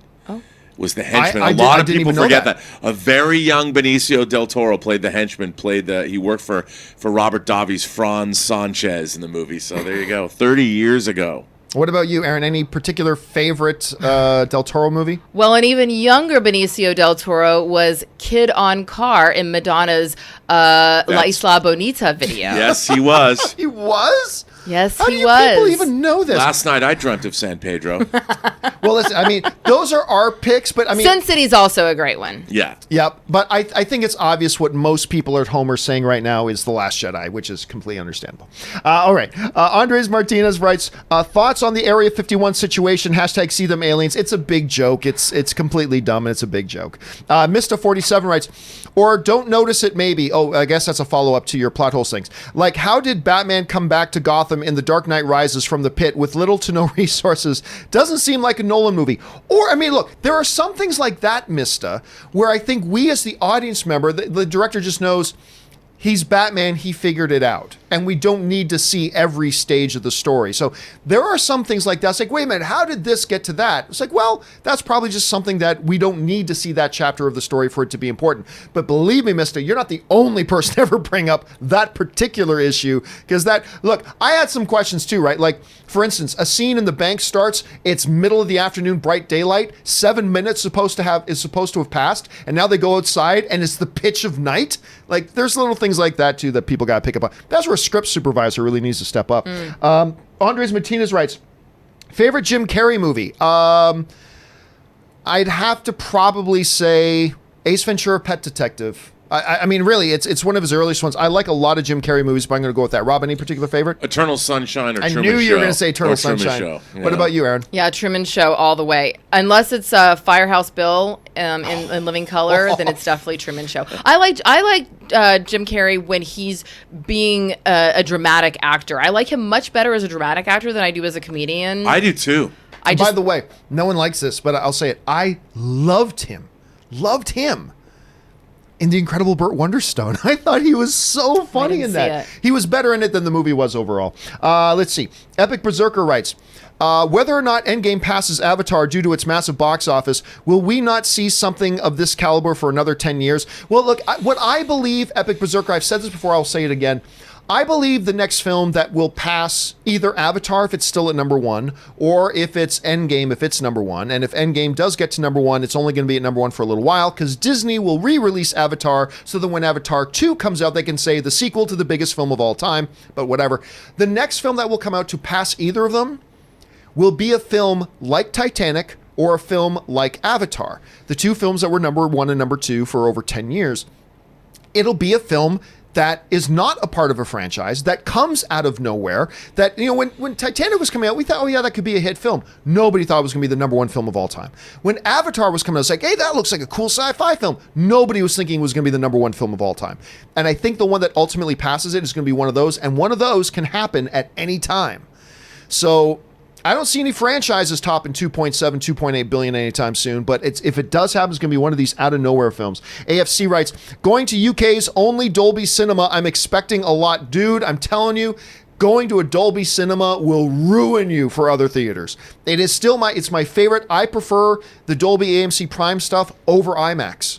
I do. I just think it's a better viewing experience. You're going to love it. Andres Martinez writes, favorite character from The Office? Oh, Michael Scott. Michael Scott. Beyond that, Jim. I love Jim and Pam, all that kind of stuff. I don't even know if do you guys watch The Office, or did you watch The Office? Favorite character? I like Angela because she's a crazy cat lady, and so am I. And the Angela Dwight love story is just wonderful. Like Jim and Pam, whatever. Angela and Dwight, that's the love story. Never seen an episode. What? No. Oh, that's a joke, right? Are you serious? I've never seen an episode. You're the only person I know who has not binge watched like 7 hours of The Office while eating ice cream.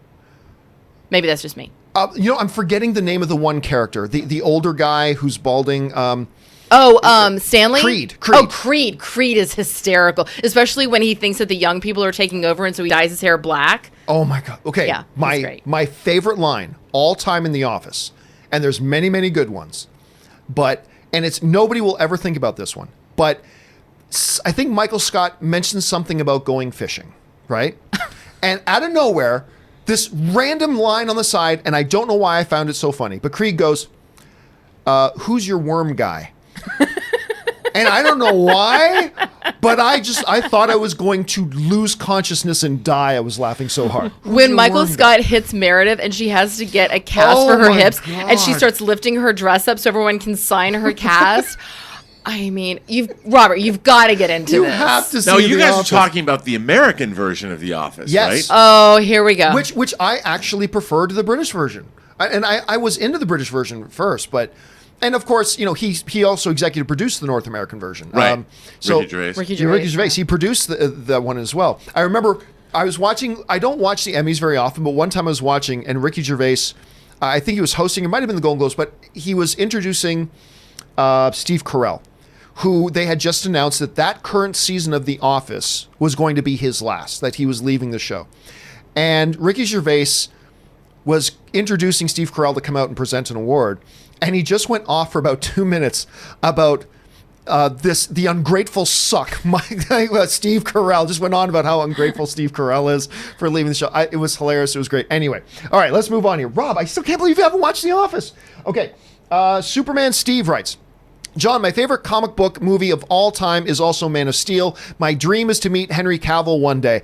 I have been lucky enough in my lifetime, actually, to meet Henry Cavill. I got to tell you, everything you think you've heard about the guy is absolutely true. He's super nice. He's a deceptively big man. He's a deceptively really, really big man. And I'm trying to see if I can find this one thing, and I'm probably going to overlook it. But anyway, he's big, he's strong, and he's very soft-spoken. You would think for a guy who is that size, and he's Superman, and he's got the celebrity that he has, you would think he'd be a little bit more boisterous. You'd think he'd be a little bit more, I own the room when I'm in, like when I walk in the room, I own the room. You'd think he'd be kind of more like that. But he's really not. He's incredibly soft-spoken. He's very considerate. And look, I'm going to show you this image, but understand this. He is so nice. I'm not kidding. He was crouching down a little bit because he knew, here's a picture of me and him. He knew this was my show and I'm interviewing for it. He literally crouched a bit as he was doing it. How, like, I didn't ask him to do that. Like, I'm almost 6 feet tall. I'm like, what? He comes in, he's like, hey, yeah, he just does this. Very nonchalantly, just does this because he didn't want to look like he was towering over me. And I just remember that's the first time. Now, I met him a couple more times after that. But yeah, anyway, so I am all for, if you get to meet Henry Cavill one day, it's going to be a great experience because he's super nice. He just whatever. He's fantastic. Man of Steel, you guys know, I believe is the most underrated comic book movie of all time. And you guys know my love for it. So I hope you get the chance to meet him Sunday, Super Steve, because he's really great. He also writes, thank you so much for setting it up early because now I'm awake and able to ask a super chat question. Yay. But no question. Oh, well, thanks. Anyway, you had the opportunity and you did. So thank you for that, Super Steve. I appreciate that. All right. Echo Base Network writes, just got a Blu-ray of Spider-Man, the animated series, all episodes from the 90s, rewatching all of them now, and I think it's my favorite version of Spider-Man. What are your thoughts on the series? Look, I will very unpopularly say I don't like it. There's very few Marvel or DC comic book animated stuff that I enjoy. Most of it I find to be drivel, and I didn't enjoy it. But I know I'm in the minority in that, and that's totally cool. And just because I don't like it doesn't mean you shouldn't like it. Rob, did you ever watch any of that 90s animated series? I kind of liked it, actually. And I also liked the X-Men, the early 90s animated X-Men series. And I guess because, there wasn't a lot of animation. There wasn't, like in the 80s, we didn't get a lot of that stuff.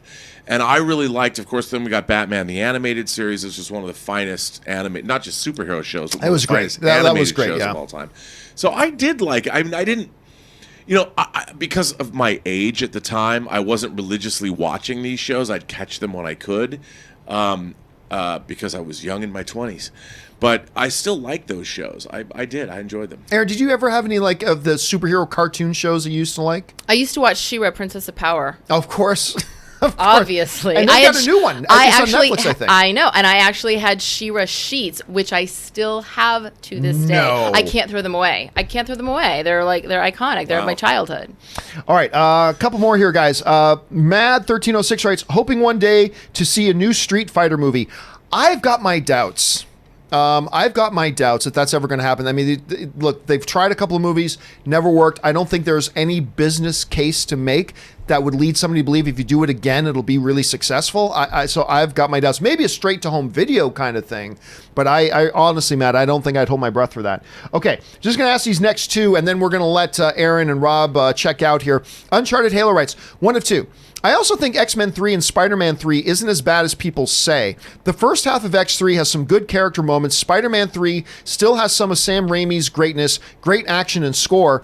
Both films are a mess, but every time I watch them, I end up having a good time because I overlook some of those nonsense in the two films. I completely agree with you about the first half of X-Men 3. Yep. And I even think the big battle look, one of the most iconic shots, I think, guys, when you talk about the X-Men films, not the most important, but one of the most iconic shots to me is that scene when Magneto, my all-time favorite comic book character, when Magneto rips up the bridge to carry his forces across the water to the island. I love that scene. And the battle that ensues, I think is great. And I mentioned Kelsey Grammer's Beast a little while ago. His battle style as he's going, I thought that was great.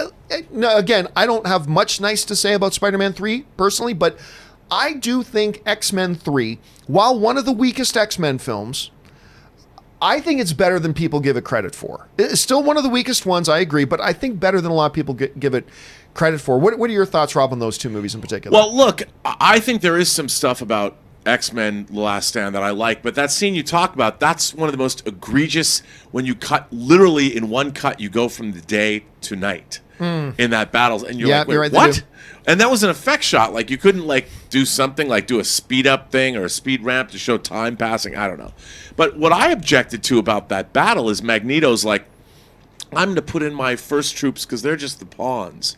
I'm going to allow these mutants. They're just going to take the bullets for us. I mean, Magneto loves his mutants. That was Magneto ridiculous. I yeah. wanted to punch everybody who made that movie. I was so angry with that.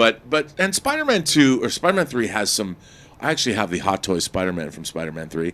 There's some joy in that movie. I mean, it's just all over the place. It's goofy. It doesn't know what movie it wants to be. It changes tone from moment to moment. I'm like, what am I watching? It looks like there's too many cooks or too many studio notes. And both of those movies are hugely unsatisfying, even though they're watchable. They're watchable messes. Yeah, I particularly feel that one about the X-Men film. I don't know. It's going to be a while before I can get myself to watch Spider-Man 3 again. I mean, right from Hayden... Christensen? No, not Hayden. No, Thomas Hayden Church. Church. Thomas Hayden Church as Sandman. That was so bad. I don't know. Did you watch either of those films, Erin? I saw X-Men 3, but I've had to think about spiders, so. Oh yes, of course. My spider thing. But therein lies the problem with franchises, because even if people are seeing the same actors or like switch out a Spider-Man here and there, the entire creative team a lot of times is different. You have a different writer, different director. Sometimes a lot of the producers are different. And so people are expecting to see one cohesive trilogy when really it's not that at all. As a standalone film, maybe the people could look at it and go, okay, well, yeah, there were some problems, but overall it was entertaining and I liked it. But the problem when you have a franchise is people are always going to compare it to the ones that came before and the ones that came after. And so I feel like you're already up against the wall. All right, and now final question. This is a three-parter that we'll do here. This comes from us from Noel Nguyen, who writes, one of three. Some actors' perspectives on ScarJo situation, and by the way, the Scarlett Johansson situation is the one we talked about on yesterday's John Campea Show. I agree an actor's job is to portray something they are not. I think the outcry is supposed to be focused on the lack of opportunities for trans actors, not the fact that ScarJo isn't trans. Where did I allude? There. Not that ScarJo isn't trans. Getting an audition is all actors want. Losing to ScarJo because of her star power, superior acting chops is fine. But not even getting a chance sucks. Maybe all the trans actors get the auditions but lose out. I don't know. But the perception that trans actors aren't even considered for these roles seems to be the issue to me. And listen, Noah, I think there's truth to what you're saying. I do. My overall position on this, and this gets everybody mad at me, and I'm fine. I can live with that. My position on the whole ScarJo thing, and if you want to see a 15-minute video on me going into it in more detail, watch the clip from yesterday. But here are the Coles notes.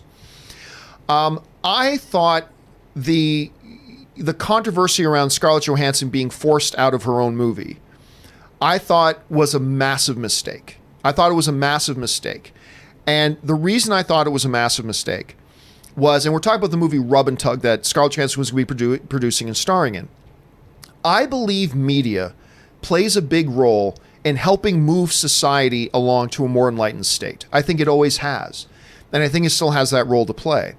When you look at movies like Transamerica, when you look at movies like The Danish Girl, when you look at TV shows like, what was the one on Amazon Prime with the guy from... Transparent, thank you. When you look at shows like Transparent, these are shows and pieces of media that have become responsible for helping move the conversation forward and helping to transform the notion of having a trans, even just a trans character in a movie from being really odd and weird to becoming a little bit more of a place of being a little bit more normal. It's taking away that stigma out of it. And I think properties like these have helped move that conversation forward. I felt like a movie like Rub and Tug, which is based on a really fascinating true story about this individual who was born a woman but identified as a man, and Scarlett Johansson was going to put the full force. She is the #1 hottest actress in the world right now. There's no bigger box office female draw in the world than Scarlett Johansson. For her to, #1, produce a movie like this with an antagonist like this, a protagonist like this, and to put her star power behind it, to me, it was an issue of here's an opportunity that will continue moving this conversation forward, that will down the line, with somebody of her star power and over, open more opportunities for more characters to pop up in these shows and whatever down the future. And to me, unfortunately, a number of people decided to make the battle about the thing that was right in front of their nose. This one role. Scarlett Johansson, you're not a trans person. You shouldn't play this role. And they made the battle about that one thing, to me, instead of looking at the big picture and where this movie could propel the situation. So I thought it was a situation of not seeing the forest through the trees. So I agree with you, Noelle. It really... It's about opportunity. There needs to be opportunities. I just feel like a project like Rub and Tug, which, by the way, now that she's been forced out of it, when's the last time you heard about this movie? No one's talking about it anymore. It's basically dead. So, yay, everybody, for getting it canceled.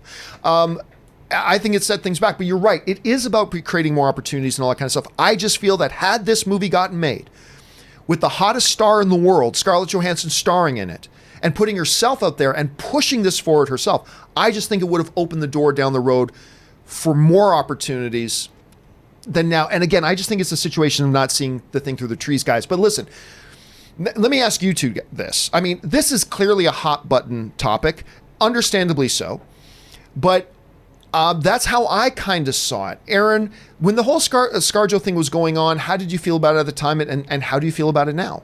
Well, first of all, I feel like she handled it terribly. Like the things that she said, well, why don't you go talk to the agents of Jeffrey Tambor and Felicity Huffman and Jared Leto. I felt not a well-crafted statement. No, I felt like that was insanely tone deaf. And actually, had she had a more cautious and a more well-crafted response to it, I don't necessarily think that she would have been pushed out of the movie. I agree with you that these kinds of stories do need to be told, and without having star power behind them, a lot of times they're not going to be. But it's also, at the time that Hilary Swank was portraying a trans character in Boys Don't Cry and winning an Academy Award for it, and even as recently as Jared Leto in Dallas Buyers Club and winning an Academy Award for that. Eddie Redmayne got nominated for Danish Girl. Right. We are in a different place now where the trans community is actually having a louder voice, and we're seeing more and more trans actors. I do want to clarify one thing. When they talk about, maybe trans actors auditioned for the role and they didn't get it. First of all, when you're talking about the lead in a film, there's no auditioning. Like, when it comes to a bigger budget, in fact, it's not even necessarily a big budget, even a smaller budget film. They go, okay, who can we attach to this movie that will get this movie financed, and so we can actually get it made? And if you don't have someone who's a huge star attached to the movie doesn't exist.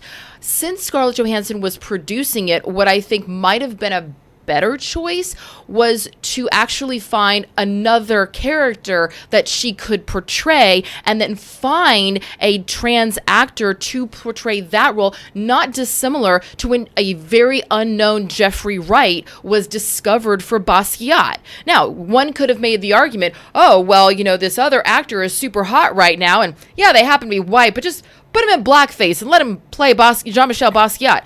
That would not have worked, clearly. So you find an actor who not only embodies the role, but can also portray the role, and you use that.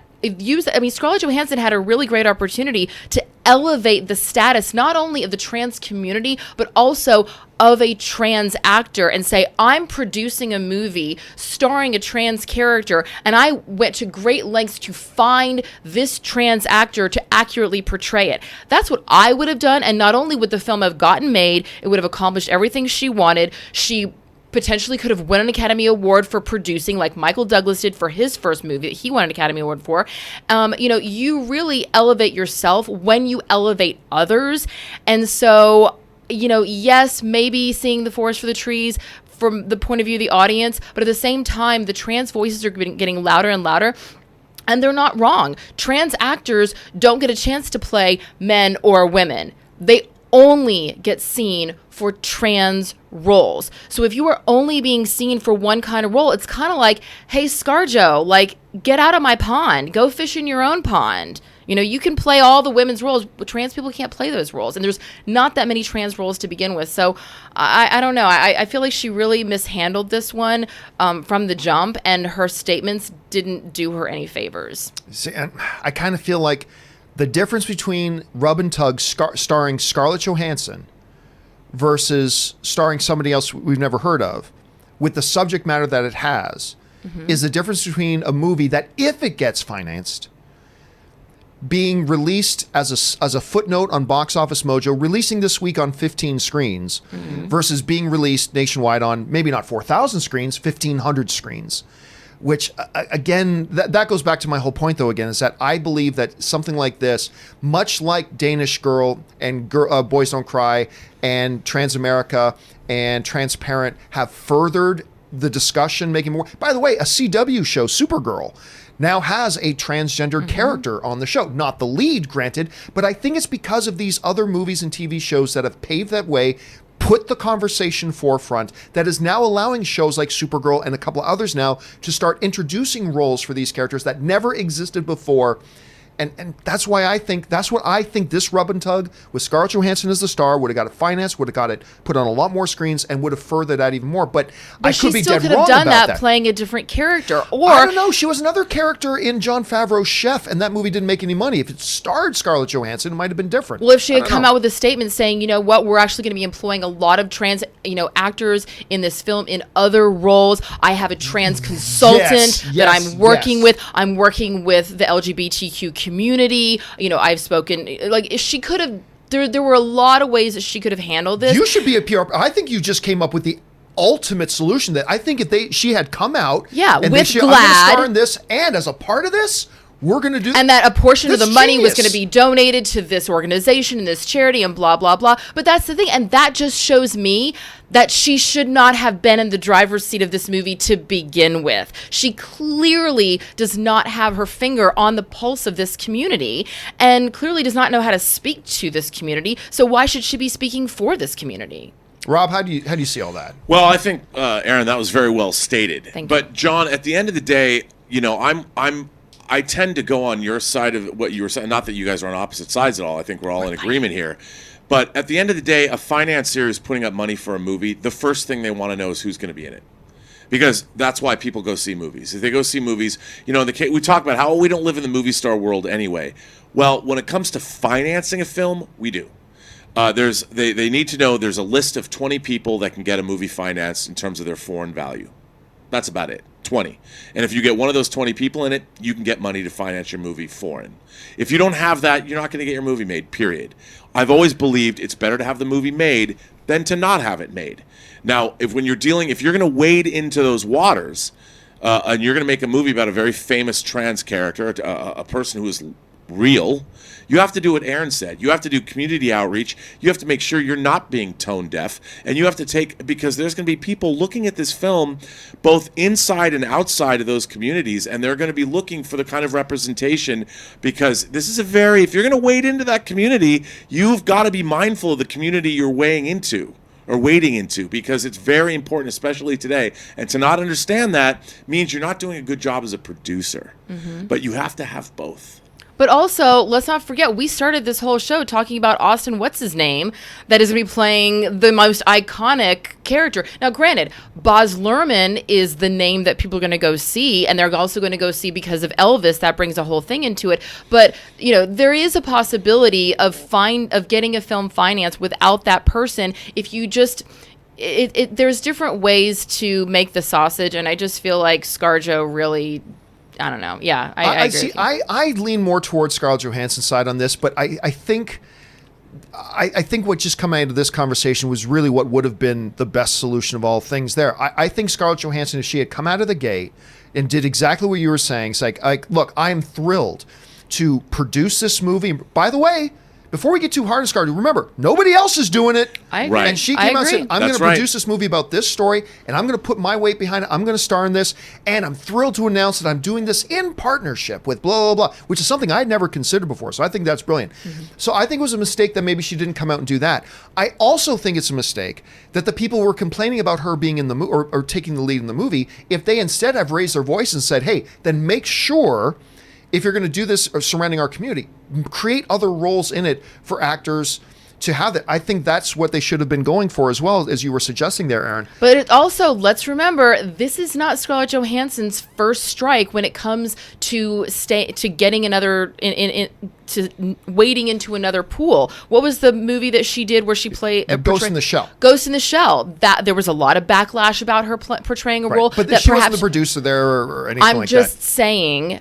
Even though when an actor takes on a role that the audience feels should go to, like Ghost in the Shell should have been an Asian actor, and there are plenty of Asian actors who could have played that role, maybe because of her star power, whatever. But what I'm saying is, from the audience perspective, she's a 2-time offender now, and that I think that had Ghost in the Shell not preceded this, it maybe would not have created the same amount of backlash. But I think that when people say, okay, well, first it was Ghost in the Shell with an Asian character, now you just think you can play anything, and then she comes out and says, I should be able to play a tree, which I know she said was taken out of context. But you know what? No, there's not every role that you can play. You know what? I would love to play Tina Turner. That's not going to happen, and nor should it happen.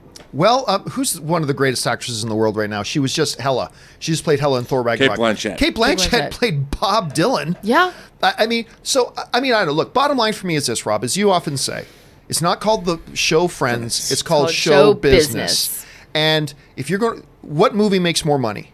Rub and Tug starring Scarlett Johansson or Rub and Tug starring anybody else?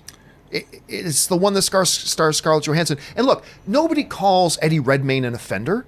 Nobody calls Jeffrey Tambor an offender, except for the other crap he does. They do now. Nobody calls Hilary Swank an offender. Nobody calls Felicity Huffman, well, maybe now an offender for something else. But again, I think that this is a more recent, like in the past 2 years kind of thing. But John, as you pointed out, this is a conversation that's not going to be had anymore.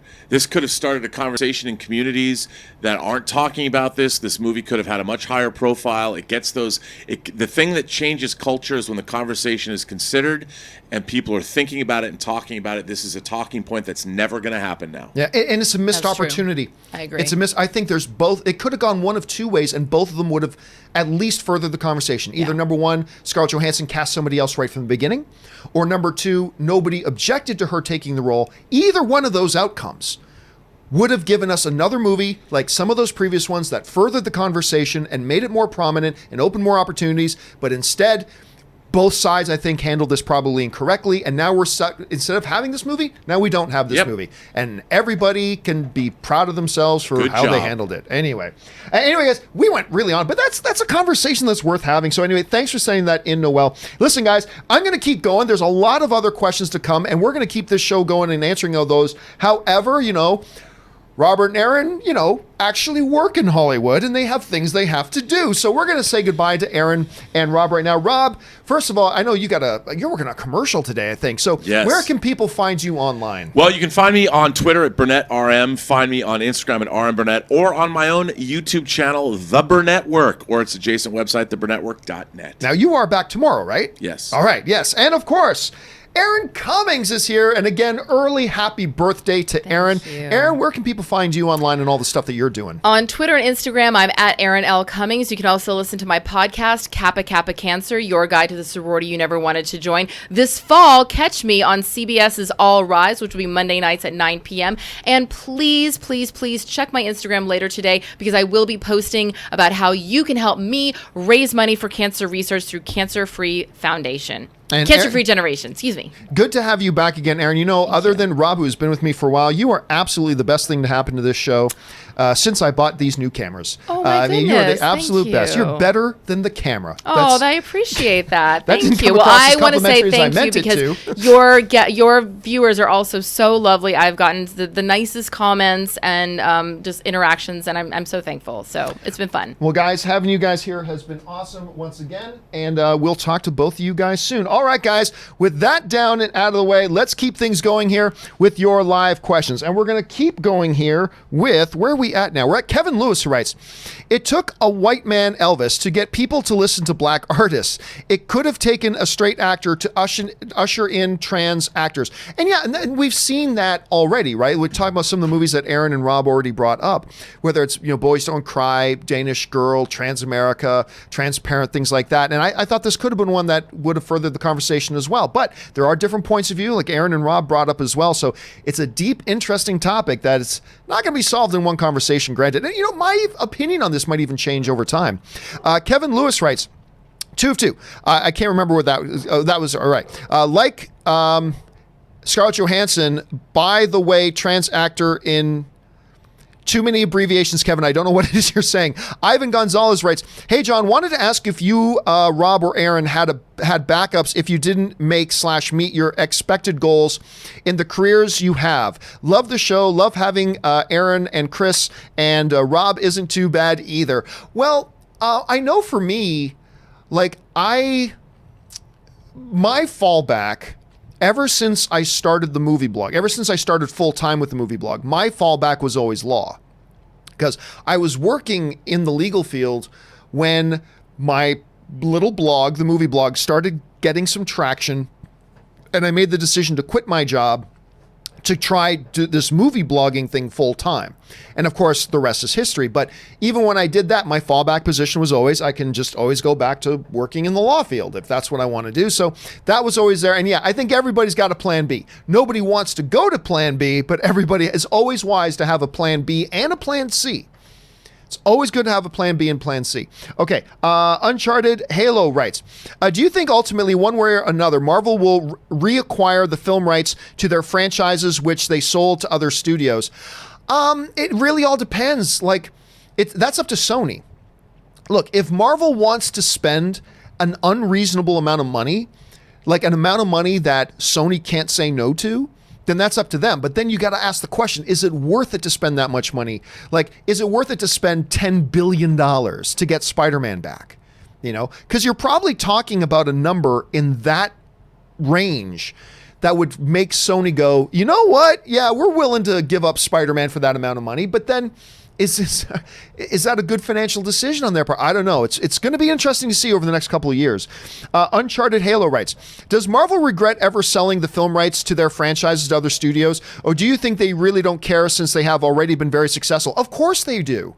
But it was necessary.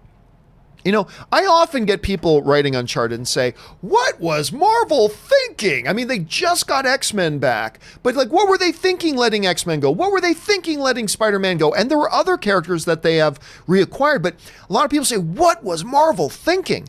Well, here's what they were thinking. They were going bankrupt, and it was the only thing they could do to survive. And it's better to survive and have to fight and claw your way back than it is to die. Then there's no more future. Once you're dead, you're dead. I mean, that a lot of people forget, and I would encourage everybody to go back and read the history on that, but everybody forgets that Sony was in a real bad place. Marvel was in a real bad place. They made decisions and did things that they needed to do financially to survive. And, it worked, because now they're back, and here they go. Jonathan Vigola writes, have you heard of the raiding Area 51 memes? And more importantly, are you in? No, again, yeah, of course I've heard of it. It's one of the stupidest things ever. And even the people who created the Facebook are saying this is a joke. Even the people who created that are like, this is just a joke. But it is one of the dumbest things ever. I can't believe how much traction this got, to be honest with you. Ryan Lohner writes, I now have this image of ScarJo watching Tropic Thunder and having no idea it's supposed to be a comedy. Oh, come on. Give her a break. Give her a break. By the way, how great is Tropic Thunder? I love that movie, man. Jorge Sosa writes, chances on Marvel complete 4K Blu-ray set. Probably pretty good, but then again, they got Disney Plus coming, so I don't even know if they want people buying physical media, if they just rather them sign up for Disney Plus. I'll go 60%. I'll go 60%. I won't be buying them. I'm a streaming guy, but I'll go as high as 60%. The Sock writes, I'm respecting your privacy by knocking, but asserting my authority as a parent by coming in anyway. Timmy's dad, Fairly Odd Parents. I don't know what that is. I don't know what that is. That's a good quote, though. I have no idea what that is, but that's a really good quote. MZod780 writes, I'll be honest, Sean, I was one of those people who complained about Scarlett Johansson in Rub and Tug. Your point helped me see how narrow-minded I was being about it. Thank you. Oh, no, listen. First of all, don't think that if you have a different point of view than I did, that means you're being narrow-minded.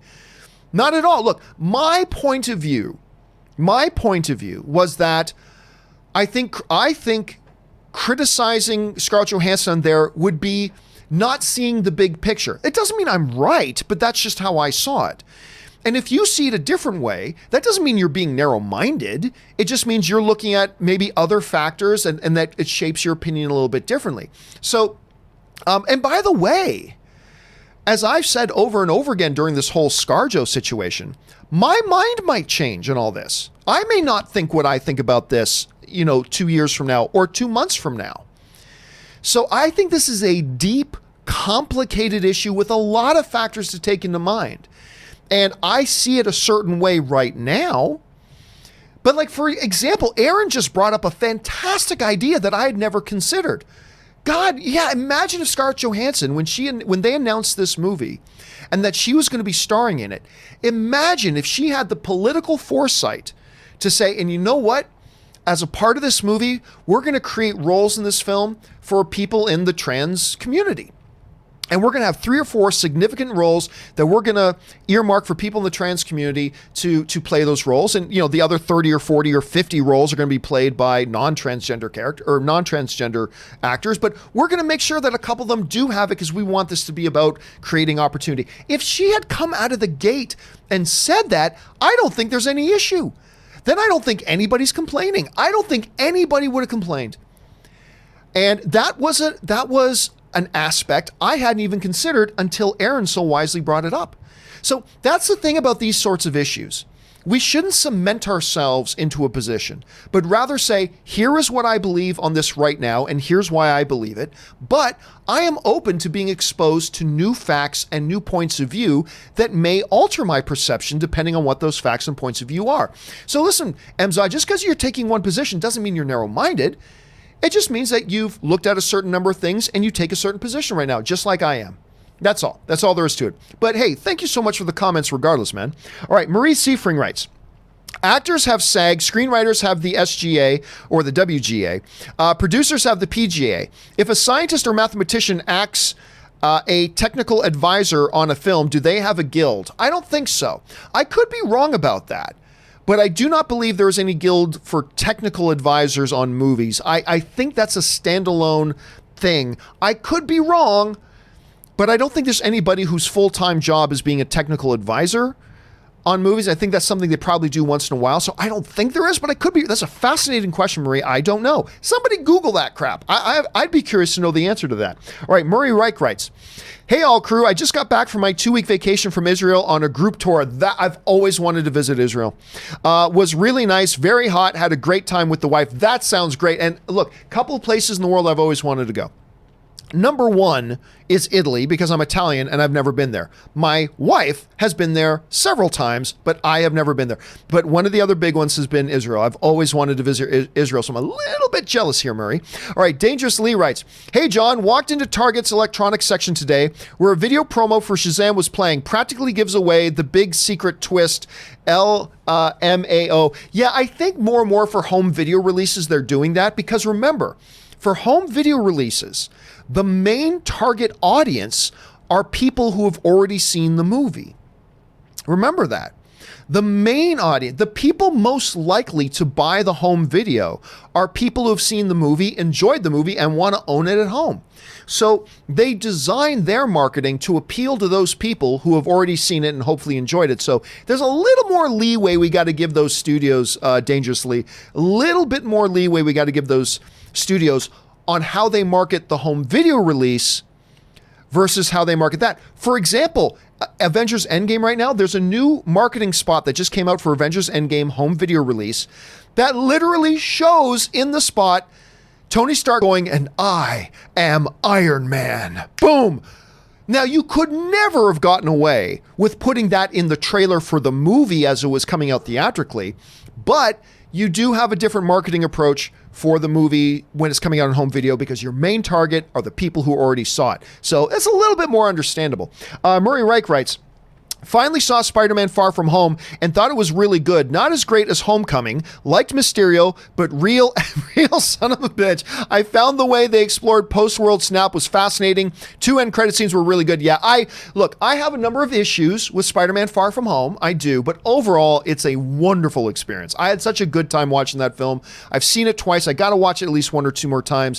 When I go, yeah, it has some logic problems. There are some plot holes. There are some things that don't make any sense, and some things that I thought were pretty questionable decisions, but they were minute compared to the overall great stuff that's in the movies, that's in the movie as well, that I thought was really, really well handled, and I had a good time. So I'm glad you enjoyed it too, man. And the 2 post-credit scenes were great. Suthius writes, hey guys, so I just did something that some may find forbidden. I watched one of Asylum's masterpiece movies, Atlantic Rim. Holy cheesy puffs, Batman. More cheesy than the cheesiest Power Rangers. Wow, guys, if you've never watched any of the Asylum movies, Asylum are the guys who put together the movies that are like Snakes on a Train instead of Snakes on a Plane, I Am Omega instead of Omega Man, the Transmorphers instead of Transformers. You know, they're the ones that do that, and they put out some very, very cheesy stuff.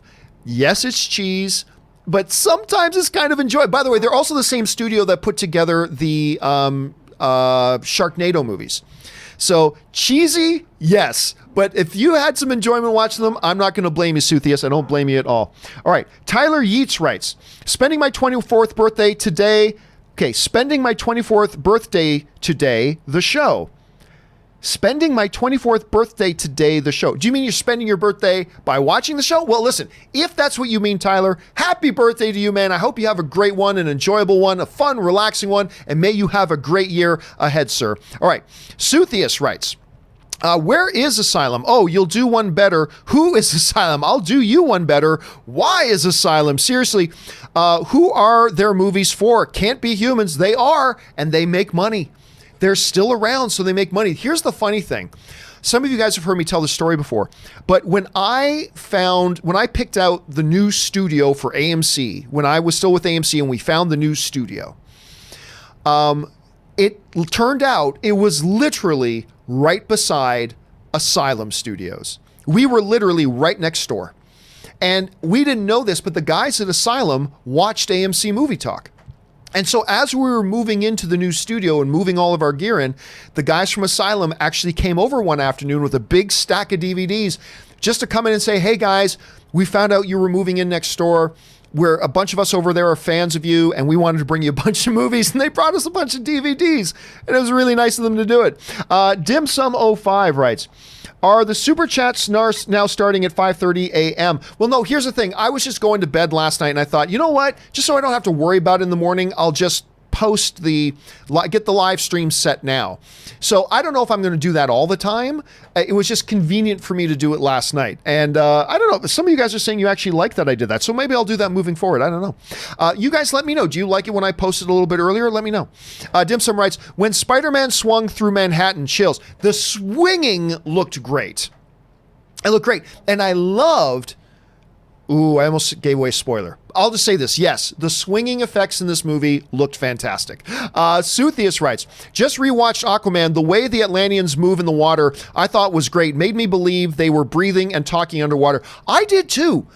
Like, I don't think Aquaman is a perfect comic book movie by any stretch, but I found it to be quite enjoyable. And some people complained about the underwater effect. I thought that was the best way you could do it to make the movie watchable and really feel like you were in an underwater world.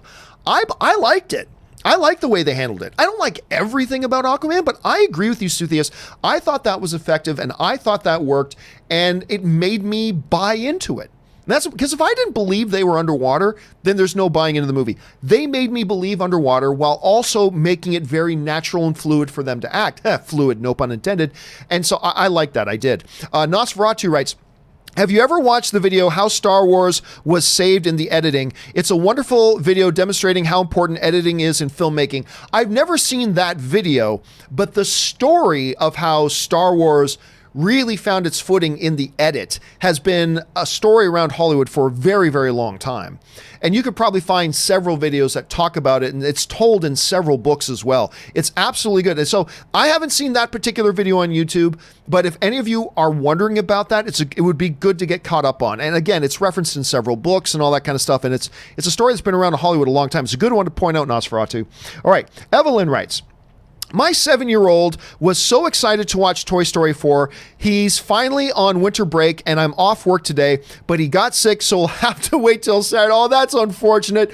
One of the coolest things about going to a movie like a Toy Story 4, like an Avengers movie, like an Aladdin, is I get a big kick out of being there and seeing parents who are there with their kids. And seeing, watching kids so excited to see this and a parent sharing that. Because to me, movies are shared experiences. They're the greatest things in the world. And seeing that is amazing. And I love that you and your kid have got that planned. Sorry that you got to wait till Saturday, but it's well worth the wait. I love Toy Story 4. I think you and your kid are going to have a great time, Evelyn. Thanks for sharing that. All right, Evan Hill writes, would love to see Robert Downey Jr. go back and do a movie like Kiss Kiss Gang Bang. He did it again. I did it again. I have no idea why I say Kiss Kiss Gang Bang. Anyway, to go back and do a movie like Kiss Kiss Bang Bang, he has great comedic timing, and that movie is awesome. Thoughts? Oh, I love Kiss Kiss Bang Bang. I've been an evangelist for Kiss Kiss Bang Bang ever since it came out. And everybody forget, Val Kilmer might have even been the best part of that movie. Val Kilmer is great in that movie.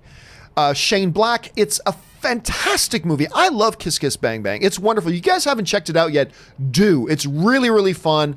And then go and see Nice Guys, because you gotta see Nice Guys and nobody else did. Suthius writes, would it be reasonable to say that Shazam's physical strength is on par with Diana and Arthur's, or do you think one of them edges out the other two? It's hard to say right now, because remember, now we're not talking about the comic books, we're talking about in the movies. Don't make any comic book arguments with me. We're talking about the movies. In the movies, it's difficult to say because remember, Billy has just become Shazam. I don't think he has tested the limits of his strength really yet, and to see where he is with that. The movies have certainly made out Wonder Woman to be incredibly physically powerful. Obviously, they've made Aquaman out to be incredibly physically powerful. I mean, he lifted a submarine, for heaven's sakes. So it's hard to say right now. Let me see Shazam 2. Right now, I think they're kind of suggesting that Diana might be a little bit more physically strong than Aquaman. I could be wrong about that. That's just kind of how I see it right now. But I got to see Shazam 2 to really get a bead on how they're going with that. Suthius writes, I ain't no expert or anything, but there is clearly a difference between just reading lines and actual acting. Absolutely. One is like nails on a chalkboard. The other is like getting a lovely, relaxing manicure. That's a fascinating analogy. I never thought. No, you're right. And that's why when a movie like Stuber comes up, you guys know how much I gush over Dave Bautista. You guys know I am one of his biggest cheerleaders. I love Dave Bautista. I do. But when you now take him and put him as a lead, we see him get better and better. When you now put him as a lead in a film, and he needs to kind of carry on his considerable shoulders, he needs to carry a movie, he's not there yet. And a lot of Dave's, unfortunately to me, and I love him, and I can't wait to see how he continues to grow and evolve, but it was like that. To me, he was reading lines. He's not yet ready to be a lead actor in a film. And I know some of you loved him in it, and that's great, but that was one of the differences to me, Suthius. Let's see. Mark Badolato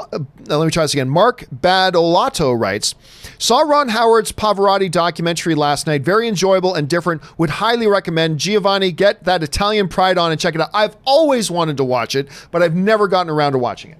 And Luciano Pavarotti is one of the greatest treasures in the history of music and art. And I've never had a chance to sit down and watch it. But I have seen some stuff on the Three Tenors, which included Pavarotti, but I've never actually watched that one because I love Ron Howard in that. Thank you for reminding me of it, Mark. I do need to get on that and watch that. So thanks for the heads up on that. Justin, let me see if I can pronounce this. Frierson? Thierison, I'm going to say. Justin writes, I'm going to Barnes & Noble for 50% off Criterion Blu-rays, then seeing a UHF 30th anniversary quote along tonight. Oh, is UHF 30 years old? Rob, have you shot B&N for this sale? Well, unfortunately, Rob's not here anymore at this point. UHF is 30 years old? Who wants to drink from the fire hose? I love UHF. Wheel of Fish. Oh, I love UHF so much. I cannot believe, Justin, it's the 30th anniversary. And there's actually a screening, an anniversary screening of it with a quote along? How does this exist? How does this in a world that I'm not a part of this? Anyway, now I got to go look this crap up, Justin. Thanks for bringing that up. All right, Willow Yang writes, you made me laugh so hard yesterday with Crab Superman. I, too, want to see a Crab L movie now. Please pitch it to Warner Brothers. I'll get right on that, Willow. Yeah. Crab L, but it's Crab L. It's Superman, but he's a crab. Just for anything, I had some fun with that. I got to admit. You know what? Just know, guys. Just know, remember, you guys are my witnesses. If in the next couple of years we see some animated Superman where he gets turned into a crab, you guys remember it was Campea, it was Giovanni that came up with that idea, and you guys be my witnesses for that. Anyway, thanks for that, Willow. Suthius writes, I didn't realize it until I looked it up, but King Orm's general was Ludi Lin. Yep, I didn't realize that either until I was doing a story about Ludi Lin, and that I got reminded of that. It was Ludi Lin. I was confused as to why I didn't see him. He had on heavy face. Yeah, he had that totally weird, different look. And Ludi Lin, of course, was in Power Rangers. He's got some more stuff coming up. Good Canadian kid, by the way. Ludi Lin, I had a chance to meet him and talk with him and his mom when they came in once. Super good kid. And yeah, it's hard. You'd never know. You'd never know. Looking at the character, you would never guess it was Ludi Lin, but I thought he did a really good job in that. I'm Upset writes, Stuber, Alita, X-Men flopped, been a crap year for Fox. Oh, well, Alita, wasn't that technically 2008? No, it got pushed till later. I don't know that I'd say Alita flopped. I think Alita, if it didn't break even, it came real close to breaking even. I think it did break even. I could be wrong about that, but I don't think Alita flopped. Stuber is flopping. X-Men flopped. You're right. Right now it hasn't been, but guess what? Fox also has that new Matt Damon, Christian Bale movie coming out, Ford v Ferrari. That looks damn good. And they've got a couple of other ones that look really good too. So keep your eye on Fox. MP writes, should Marvel Studios release Avengers Infinity War and Endgame in IMAX next year? Have it 2 weeks apart. It would be fun. The thing is, I don't know that anybody would go. At least not in any real numbers. Because at that point, Disney Plus is online, and it's there. Anybody can just click and watch Infinity War and Endgame anytime they want. Is somebody going to take an evening off and spend $20 for an IMAX ticket to go and watch it there? I'm sure there are some, but I don't know. Maybe in 5 years, 5 or 10 years, do a new re-release of these classics now. Maybe something like that, but I don't know. I don't think they should. I'll be honest with you. I don't think they should. Samuel Lesquio writes, which comes first, Man of Steel 2, another Crab Superman? I'm going to go out on a limb and say Crab Superman, because I don't know that we're going to see a Man of Steel 2 at all. Crab Superman has some life, though. We'll see if it's got a little bit of a chance. We'll have to wait and see. All right, Curtis Lopez writes, one of two. If you wrote a fight scene between Superman and Thanos, having the Infinity Stones he had on Titan fighting Tony, Spidey, and Guardians, who would win? The stones Thanos would have are space, power, reality, and soul. Superman. If I'm writing it, Superman wins. Because Superman is Superman. Now, I might change that answer if it's Superman versus Thanos with a fully armed Infinity Gauntlet. I might change that. I might then say Thanos. But if I'm writing Superman fighting, like all the other characters, Tony, Spidey, the Guardians, they're not there, but Superman is, and he's fighting Thanos with that collection of stones, and I'm writing it, Superman wins that fight because it's Superman. He is the grandfather and godfather and high supreme, highest on the throne, greatest of all time superheroes. So yeah, it would be, for me, if I'm writing it, it's Superman. If the creators of the Supergirl TV show were writing it, Superman would lose a fight to the guy serving him his McNuggets at McDonald's. But if I'm writing it, Superman beats Thanos. Anyway, Curtis Lopez continues on. He writes, who's your favorite Stranger Things character? You know what? I wouldn't have said this for the first 2 seasons, but I think I gotta go Hopper. I think it has become Hopper. I really do. Curtis Lopez writes, as much as Hopper, you brought it up, as much as Hopper was an overprotective dad, I agreed with him. Mike and Elle seriously needed to calm down their relationship. Oh, absolutely. Hell, I was watching that with Anne. And as he's fuming about that, right, I'm thinking, I feel guilty and I feel sorry for any future daughter I have. I really do. Because I don't want to be a dick dad. I don't want to be a dick dad. And I'm going to do everything in my power to not be that what Hopper was in the movie, in the show. But I already know that's going to be me. I just know me well enough. I feel I'm going to be so overprotective, and I'm going to be, I feel so bad. I feel so sorry for my future daughter. I'm going to be so overprotective. And, oh, God, I just get embarrassed when I think about it. Anyway, okay. Ben Rayner writes, Thanos, I'm inevitable. Tony, I'm the dude playing the dude disguised as another dude. Good cross-referencing in there of Tropic Thunder. Man, what I would give if they had a special feature on the home video of Endgame having Robert Downey Jr. saying that line, I'll buy it just like that, Ben. I will buy it just like that. All right, Murray Reich writes, how does it work with many Marvel/Sony... Sorry, let me rephrase. How does it work with when Marvel/Sony makes a Spider-Man film? Who pays the actors? Does Disney make some sort of money off despite it's mainly Sony? Sony pays for the... Here's the thing.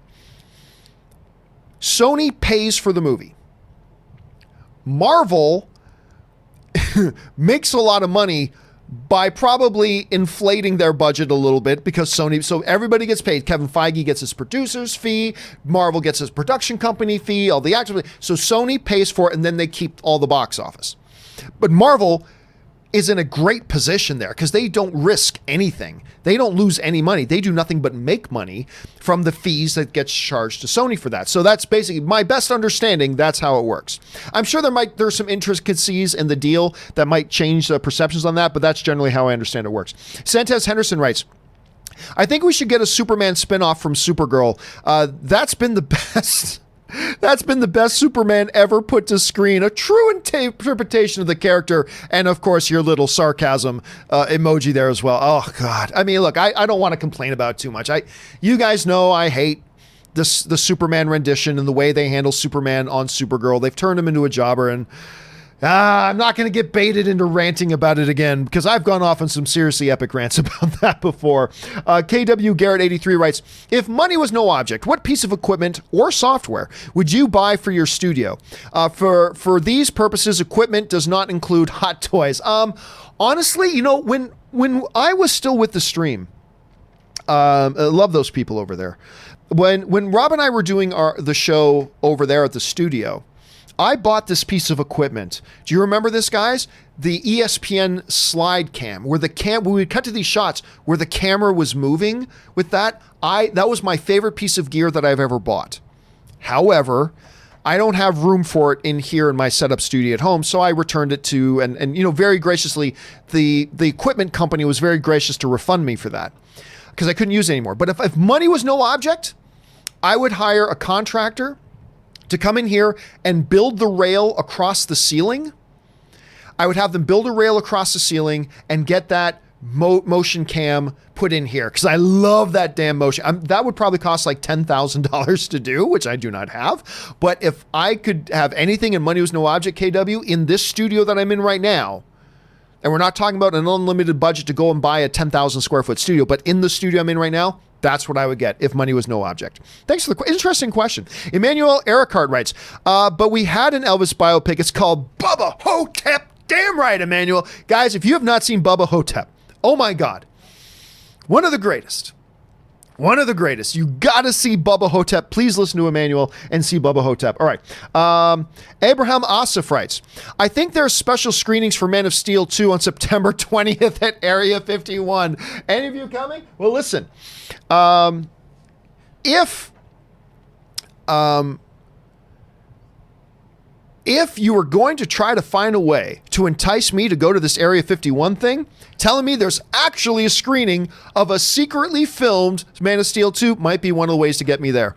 Abraham Asif also just sent us in a couple more super chats. Thank you for that, Abraham. Marie Seifring writes, if a book is optioned to be made into a movie, how much creative control does the book's author normally retain over changes made during the adaptation?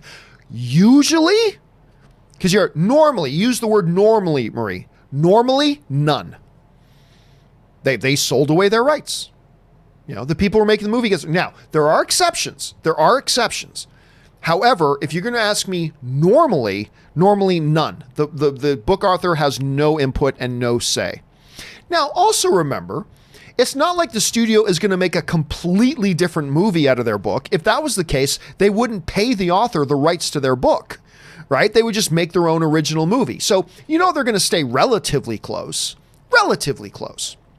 to the book. But remember, a book is not the movie. The book author is not an expert at making films. So their input means very little. The filmmakers are the ones with the expertise of making good films. So they need to have that leeway. They need to have that ability to make adaptations and change it. And so very, very rarely will an author of a book really have any creative say. Sometimes they do. That's rare, but there are exceptions.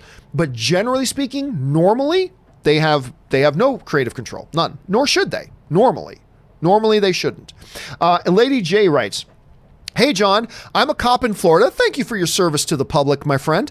I'm a cop in Florida, and I listen to your show every day in my patrol vehicle while working. Love what you do, and keep up the great work. Well, thank you so much, Lady J. I appreciate that. I love your dog is beautiful, by the way. So I love your icon there. And it's always nice when somebody just wants to write in and say something nice. So thank you so much for that. I appreciate it. And thank you for serving your community. We really appreciate it. All right, thanks for that. All right, Charles A. writes, is there a Snyder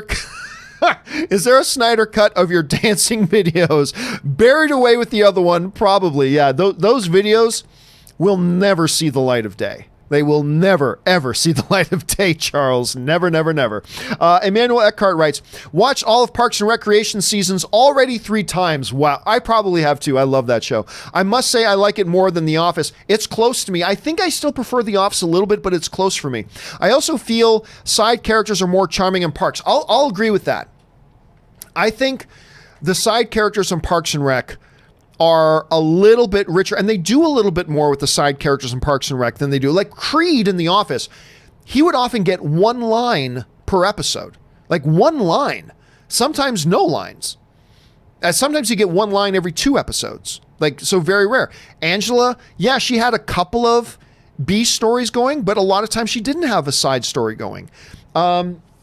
All the side characters, but whereas in Parks and Rec, I always felt their side characters were a little bit more integrated into the show. So I agree with you on that, Emmanuel. I still prefer The Office by a little bit, but God, I love Parks and Rec. Love that show. Marie Seifring writes, over under 20%, Crab L makes a guest appearance for the fans at Man of Steel 2 showing on September 20th. Man, you guys are really on this. I will go over 20%. Do I know something you don't? Who knows? I'll go over 20%. Michael Lagrange writes, scrolling through nostalgia posts this morning, can't believe Matthew McConaughey was in Angels in the Outfield. Wait a minute, he was? That was my favorite movie growing up. Wait a minute, really? I can't believe I didn't know that. Hold a second. Let me see here. Angels in the Outfield. That was 1994. Was Matthew McConaughey. Neil McDonough was it. Matthew McConaughey was Ben Williams. This is one of the things I love about doing this show, is I find out all these cool things. It's like, wait a minute, there's a 30th anniversary of UHF. Matthew McConaughey was in Angel in the Outfield. I didn't just forget that. Adrian Brody was in that too. I didn't just forget about that. I don't know if I ever realized that. That's hilarious. Thank you for sharing that, Michael. I really appreciate that. All right.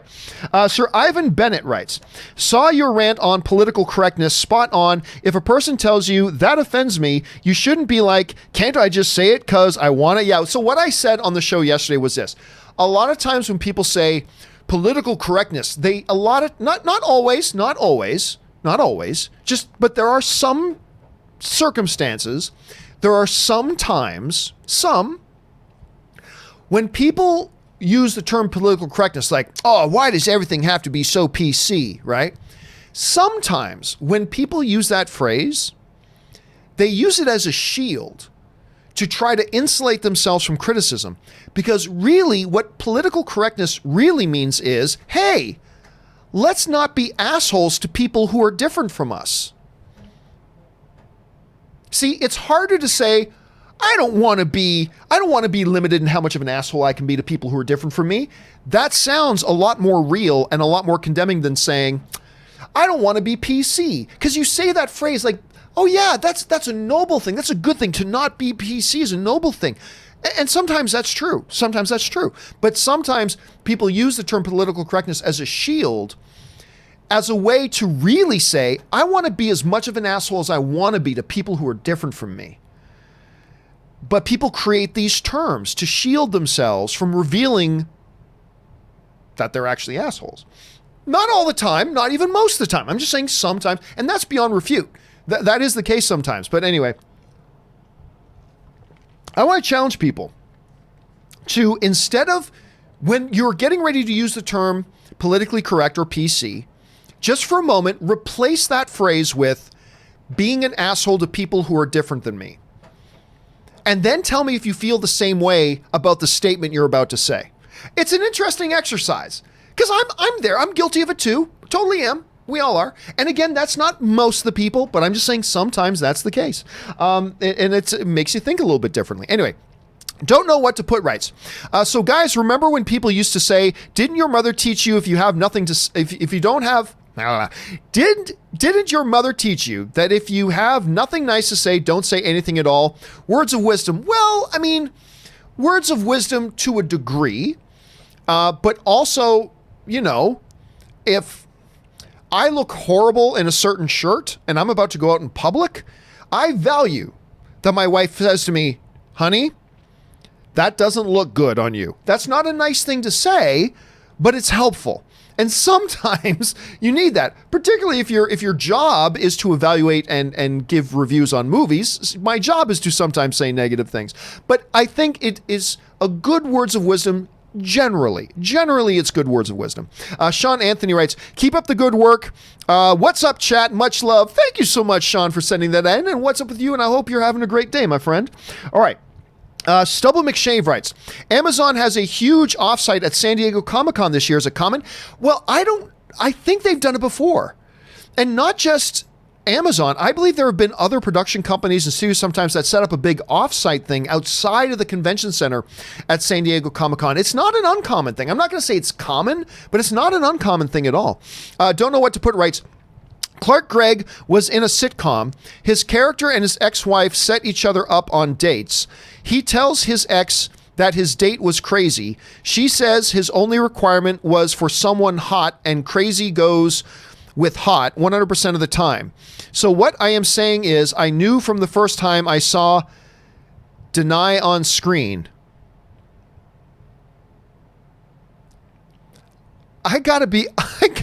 Other than the fact that you're talking about the great Clark Gregg, I have to admit I don't know what to put. I have no idea what we're talking about. Unfortunately. Anyway, don't know what to put follows up with. Making Space Jam 2 sounds like Oscar bait to me. Yeah, and they just announced, well, we've known for a while they were making Space Jam 2, but now already we've got some controversy because the director is out and they just brought in a new director already. So it'll be interesting to see if this one actually ends up getting made. Christopher Benson writes, the rights to Jesse's dick hair.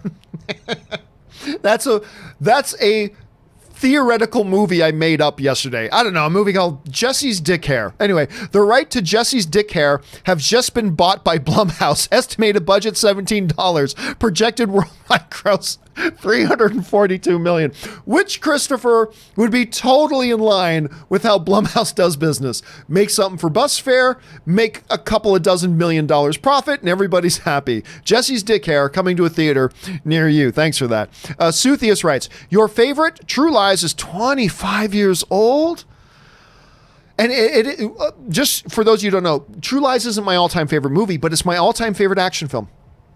True Lies is my all-time favorite action film. And it may not be popular to say, it's my favorite Arnold film of all time, too. I love True Lies. Love that movie. Really, 25? I didn't even realize that. Don't know what to put writes. Last week on the John Campea Show, Erin, Attractive is more interesting than hot. Only on the John Campea Show do you get this level of wisdom. I'll tell you what, how much of a treasure is Erin? Erin is great. And you can tell why I have adored this woman for 10 years. Like, just from the first day that Erin and I met, she came up and introduced herself to me at Comic-Con like 9 or 10 years ago. And I was just taken with her immediately. She and I have been friends ever since. And you can tell why, because not only is she feisty and fiery and charismatic, she's awfully effing smart. She really is. And I just adore being with her, and I love that she comes on my show. Robert Perez writes, just wanted to say hi. Well, thank you, Robert. Appreciate that, man. He follows up with, do you think we will see a war between Sith, New Order, and Rebels and Rebels? Hi, Erin. You're awesome. Well, listen, Robert, somebody else brought that up the other day. It's like, do I think we're heading for a fatal three-way? Right? Do I think we're going to see like a battle of the five armies from Hobbit? Do I think we're going to see Palpatine and his Sith army versus First Order and Kylo Ren versus Rebels led by Rey? I think we are. It's a possibility two of them join up forces to go against the other, but I think we're heading for a three-way fight. I think we're heading for a good old-fashioned threesome. That's what I think we're heading towards. I don't know that. I'm just guessing, but we'll wait and see. Carman to you writes, why didn't Doctor Strange put Thanos in a time loop? I don't know. I guess that wasn't an option that was available to him at the time. Oh, because probably he didn't want to bring out the eye. I think bringing out the eye, he thought was putting the eye at risk, and his number one thing was to protect the eye. And that's why Thanos even says to him later, you know, your most powerful weapon at your disposal, and you didn't even use it. So, I mean, that's an interesting question. Robert Perez writes, happy birthday. That was clearly aimed at Erin. Her birthday's on Friday, and I'll make sure I pass that along, Robert. Nehemiah Brumfeld writes, hey, John, about when Captain America says Avengers Assemble, Thor and Black Panther hears him, and everyone attacks from the reaction of Thor and Black Panther. Yeah, I know, but it's still kind of, come on. Look, I love Endgame, and I love that Captain finally says Avengers Assemble. But that's something that should have been yelled. Avengers Assemble! And everybody charges. I love that they did it. I love the line. I freaked out in theaters when he said it, just like everybody else. But he should have proclaimed it, not whispered it. He should have proclaimed it. What a mighty moment. It already was a mighty moment, but how much more of a mighty moment would that have been? Oh, and I agree. Look, on a practical point, Nehemiah, I agree. Yeah, okay, everybody saw the charging started, so they all started charging, but he should have proclaimed it. You know what I mean? Anyway, Charlie McDonald writes, you think Picard could lead to a Deep Space Nine follow-up? No, I don't think we're going to see anything Deep Space Nine again. I'm not saying they should or shouldn't. I'm just saying I don't think they will. So, T3 Medias writes, on my Q&A videos, I was told Ariel can't be black because she's popular. That it's okay for Nick Fury, but not Spider-Man. Remind him that Miles was disliked when then grew on people over time. Do you concur? Oh, well, I mean, yeah, look, again, there is no such thing as mermaids. Ariel is not a white girl. She's not even of our species. She's a mythological, fictitious character that are neither white nor black nor Asian nor anything. They're mermaids. And it was from an animated thing, and it doesn't matter. And by the way, in the original fairy tale of The Little Mermaid, her color is never even mentioned. So, And remember, but Miles Morales is a different thing. Because Miles Morales is another character. Miles Morales is not a different raced interpretation of Peter Parker. Although if they did that sometime, I don't care. Because Peter Parker being white or black is not important to who the character is, right?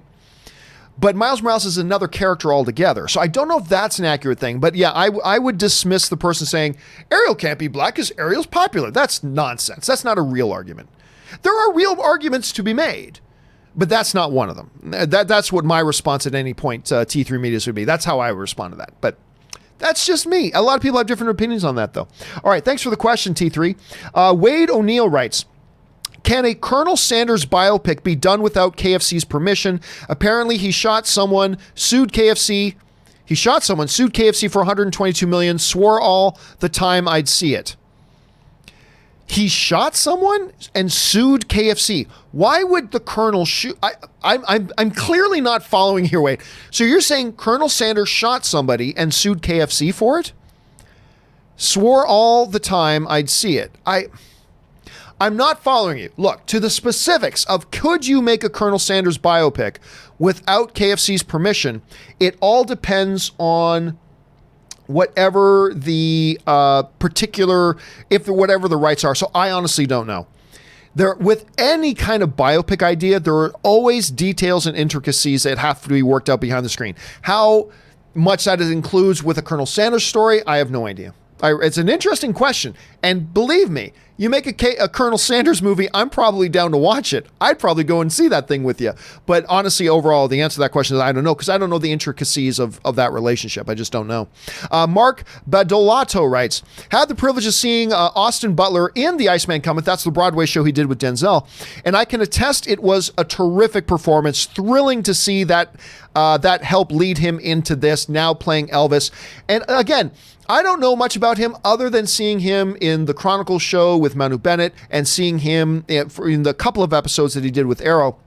But hey, listen, if the kid's doing Broadway, you can't slide by without talent on Broadway. You gotta have to be able to bring it. And if he's on Broadway, then I'm in. And I liked him in the Sahara Chronicles. However you pronounce it, I always pronounce it wrong. Whatever. I really did like him in that. But if he's doing Broadway, I'm sold. And that's cool that you actually had a chance to see him do the stage show. And if you can hold your own beside Denzel Washington, that tells me all I need to know. All right. Next up, Leo Milmet writes, did you hear about the kid who died and their parents want to put a pic of his beloved Spider-Man on his headstone and Disney won't let them? WTF. I've heard something about that, and honestly, Leo, I'm just going to tell you my honest first reaction to that, okay? Let me just tell you my honest first reaction. I'm just being honest with you here, okay? I think people tend to take a very simplistic view of things when they first hear about a situation. I think people tend to take a very simplistic view of issues when a situation like this comes up. Oh, just let them. Now, I'm not going to pretend to know the intricacies of the details of this. I don't know it, okay? I've just heard somebody else mention this. I don't know the details. But I will tell you this. Marvel and Disney and other studios have done a lot to give last wishes and sick kids and stuff like that, access early to movies and all that. They've done a lot of stuff like that. If they're saying you can't put this character on a tombstone, then there's probably legally a pretty good reason for them to do that. There's probably a pretty damn good reason for them to do that. And I understand people don't like to think about situations being complicated and it's more in depth than we'd like to give a credit for. Everybody just thinks everything is easy to go, oh, just let them do it. It's like, well, it's not that simple. Like there could be a lot of legal reasons why if you do let somebody do that, your hold on the trademark of that character becomes compromised. Because now there's precedent if somebody else wants to do something with the image of Spider-Man.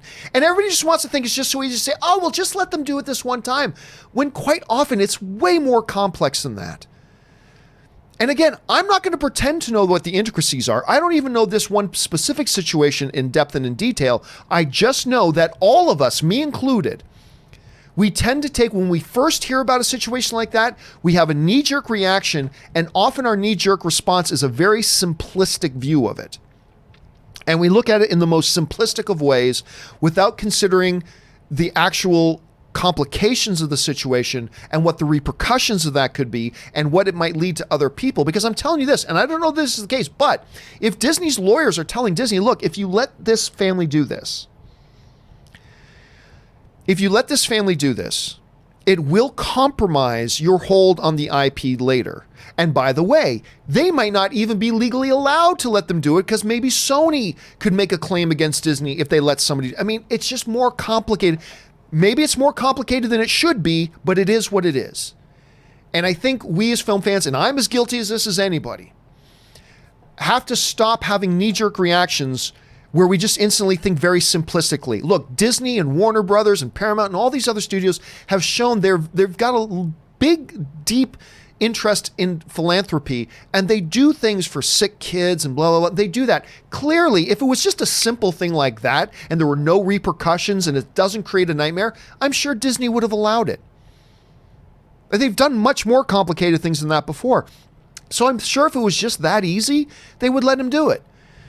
I would be hesitant to spread a narrative that says Disney is just being mean and I'd be hesitant to spread that narrative. So but again, Leo, I don't know all the intricacies of the story and I have to read it up, but my first reaction is this is probably a complicated issue that is way more complicated and has a lot more repercussions than people just initially want to think. So that's kind of my reaction to that. All right. Shelly Belly writes, but John, I got to make that into a t-shirt one of these days. I really, really do. Cameron Ross writes, do you think HBO Max and Disney Plus will release its episodes weekly or all at once to binge? Thanks, brother. I think they're going to release them weekly. Look, HBO already does that. They release things weekly, because they know that's how you properly build a following. You build a following and you build buzz by putting out a new episode every week. A lot of people aren't even talking about Stranger Things Season 3 anymore because it came out, we all binged it, and now we moved on to something else. Whereas something like on HBO, Chernobyl, week 1 it came out. Not everybody saw it. But people who did see it say, oh my God, guys, you've got to watch this Chernobyl. And then another episode came out the following week and everybody's talking about it again. Then another episode came out the following week and everybody's talking about it again. So HBO already does that. They did that with Game of Thrones. They do that with Barry. They do that with all their shows. I think HBO Max will continue that. And I do think Disney Plus will do it. And I think that's the right thing to do. Now, don't get me wrong. I'm a binger. I like binging, but from a business point of view, that is the right way to handle this, and it's the right thing to do, and I think they're handling it smartly.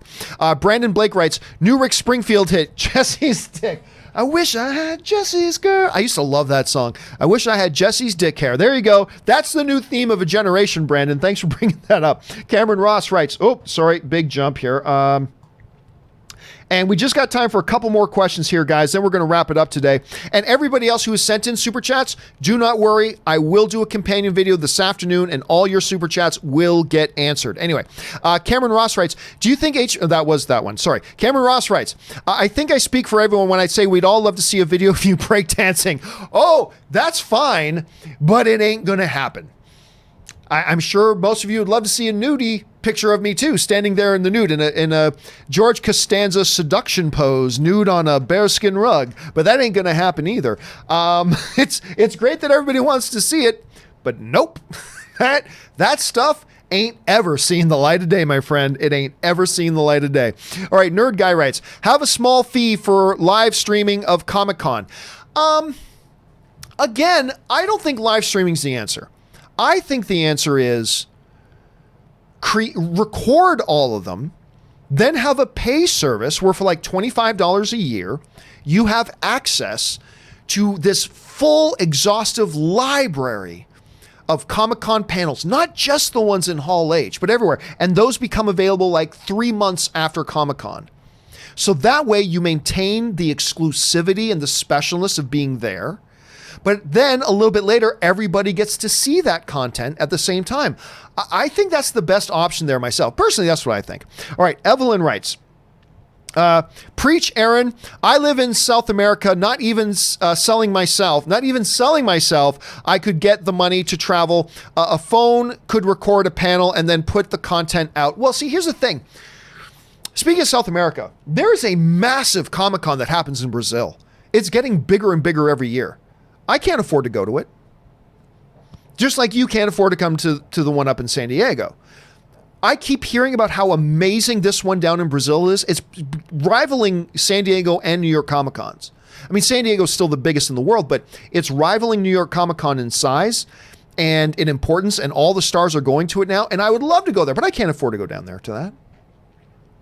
But I don't want to take away from the specialness that the people who do get to go to it, I want them to have something that's exclusive to them. They're there. They're on site. And I want them to have that special thing that's just for them. Now, I would love it, though, if a couple of months later, you take all those panels and put them online so I can watch them later. So that's why I think it's a good compromise. I think it's a good compromise. So I'm feeling what you're saying, Evelyn. I am. Because I felt the same thing. I feel the same thing about New York Comic Con. I can't fly myself across the country to go to New York Comic Con. I can't go down to Brazil to go to the Comic Con they have there, even though it's amazing. I can't go. So I feel you. I totally feel you. So that's why have like a 3-month window and then put all of the panels online for a small fee. I'm down for it. I think a lot of fans would be down for it, actually. Let's see. Steve James writes, regarding filming Comic-Con panels, a lot of them end up online anyway from fans filming them and posting them on YouTube. Yeah, I mean, you shouldn't be doing that. And quite honestly, that's kind of a dick move to do, because when you go into those things, you are agreeing that I'm not going to pirate this. You are agreeing by being put in there. And they put up signs, you're not going to film this thing. Right? Take pictures, whatever, but don't film it and put it online. And then people do it anyway. And I don't know, feel kind of iffy about that. I don't know. Maybe in recent years they've made exceptions to that. But basically, I feel like if you get let into Hall H and you are asked, as a condition of coming into Hall H, please do not record these things, then I think that makes you a dick. And I think it makes me a dick if we do it anyway. If we're allowed to have the privilege of coming into that panel and we're asked, do not record this thing, you shouldn't pull out your phone and record it. That's how I feel about it anyway. But I don't know, maybe they've made exceptions in previous years. I don't know. It's an interesting thought. Steve. Okay, let's see. Gareth Couch writes, just a couple of minutes left here, guys. Gareth Couch writes, even with the wheelchair lines, I gave up on Hall H. Why not have a lottery? Pick top 3 and get into 1. Disabled lines and hot sun for hours equals unsafe. See you there. Yeah, it's nuts, Gareth. It's nuts. That's why I've been making the argument for a couple of years now. Do you know what is right across the street from the convention center? Right across the street from the convention center. Petco Park, a giant, 40,000 seat stadium, maybe more than that. That if you put Hall H in that stadium, that's right across the street, almost everybody who would want to go, if you make Hall H Petco, which is right across the street, almost everybody who wants to get into that panel can get into those panels. Instead of 5% of the people who attend Comic-Con being able to get into a panel, now you're talking about maybe 30% of the people, 25%. You're talking about quadrupling the number of people being able to get in. It would be faster, it would be more convenient, it would be all that kind of stuff. I just think that's the way to do it, which is part of the reason, again, why I think they should move this thing to Las Vegas. I think they should move Comic-Con to Las Vegas. You have plenty of hotel rooms because there's never enough hotel rooms in San Diego. You have much, much bigger convention center than you do in San Diego. And you've got like T-Mobile Arena where you could have your Hall H's in T-Mobile Arena. I don't know. I just think there's a lot of things they need to still address. And I love it in San Diego. Don't get me wrong. I do love it in San Diego, but there are a lot of problems they need to address there. All right. Ron Lopez writes, first off, Erin, thank you. Second, John, your prediction on the official next phase of Marvel movies at Comic-Con. I honestly don't think they're going to do anything that we don't already know. I think they're going to talk about 6 films that we already know about. And I don't think they're going to go beyond that. I could be wrong, but I think that's it. I think they're going to talk Black Widow. I think they're going to talk Eternals. I think they're going to talk Shang-Chi. I think they're going to talk Doctor Strange 2. I think they're going to talk Black Panther 2. And I think as a one last thing, at the very last minute, they're going to bring out James Gunn on stage and talk about Guardians of the Galaxy 3. And that's it. I don't think they're going to talk about all the other films coming in Phase 4. I think they're going to limit it to that. I could be wrong. I have no insider information. I'm just saying that's my guess. So that's what I think they're going to do. All right. The Bearded One writes, I just saw Crawl and I was gripping my seat. I loved it. Dude, I loved Crawl. So much fun. I mean, if you had told me a while ago, this was brought up on the show before. If you had told me a while ago that Crawl, this movie coming out called Crawl, was going to have more people, was going to have a higher critic rating than Lion King, I would have thought you were crazy, but I got to tell you, man, I do love Crawl. I absolutely love that thing. All right, let's see here. Last question of the day. Well, no, it's just a statement. Go to Dragon Con. That's the one in Atlanta, right? I just don't have the money that I can just book a hotel room, get a flight, fly. Not to mention, when I go to these conventions, it means I'm not doing my show. Now, fortunately at Comic-Con, I've got a house in Comic-Con, not my house, but I have a house that I rent in Comic-Con that I can set up and do my show still. So the John Campea Show will be on Thursday from Comic-Con. But it's tough, man. It's tough. And I don't like being away from Anne much. I know I'm sappy that way. I don't like being away from my wife too often and blah, blah. It's tough. I'd love to go to a Dragon Con. It's just not really easy for me to do it. Okay. Lord of the Long Box, just using our super chat to promote their own thing. Anyway, and last question I'm going to do today comes to us from, where did it go? Cullen Prime writes, while not as big as SDCC, BlizzCon 2018 had 35,000 in attendance with 10 million watching live streams at home.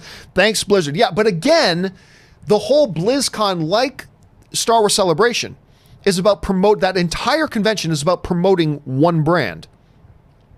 Their convention is in itself a marketing campaign. Comic-Con is a pop cultural festival. It's not meant to be a singular promotional piece for one brand. It's something different. So that's why I said that about Celebration. Celebration is a specifically made promotional program to promote one brand, Star Wars. That's it. And the whole reason it exists is to promote Star Wars. BlizzCon exists to promote the Blizzard brand. That's why it exists. So I think it's different for this. That's why you do stream that stuff. Comic-Con's a different thing. Now, you may not agree, and maybe I'm wrong. Very well could be, but that's kind of how I see it, so I see it as a bit of a different thing. All right, listen. We've now gone, today's been a 3-hour show. So, from everybody from David Loisel, James Argenta, and on, everybody who still has super chats outstanding, do not worry. I'm going to be doing a companion video a little bit later this afternoon, and all the super chats you sent in will get answered in a video today. Keep your eyes open for that. That'll come just a little bit later this afternoon. All right, guys, that will do it for today's installment of the John Campea Show. Special thanks to Robert Meyer Burnett and, of course, Erin Cummings. And special thanks to you guys for joining us here and being film fans with us. It's always great. And listen, guys, we talked about some big topics here today. San Diego Comic-Con. What do we think about the Scarlett Johansson thing? The whole Elvis casting. You may agree or disagree with all the stuff we talked about here today. And that's the fun part about being film fans. It's always cool when we agree, but it's more fun when we disagree. Jump down the comments section below. And remember, you're talking to fellow film fans, and leave your thoughts on that. Again, special thanks to all you guys who are my Patreon supporters, and for those of you who sent in super chats, for giving us fun things to talk about, and for supporting the channel at the same time. We thank you. All right, guys, don't forget the John Campea Show returns again tomorrow. Me and Robert Meyer Burnett will be here. Happy to meet you.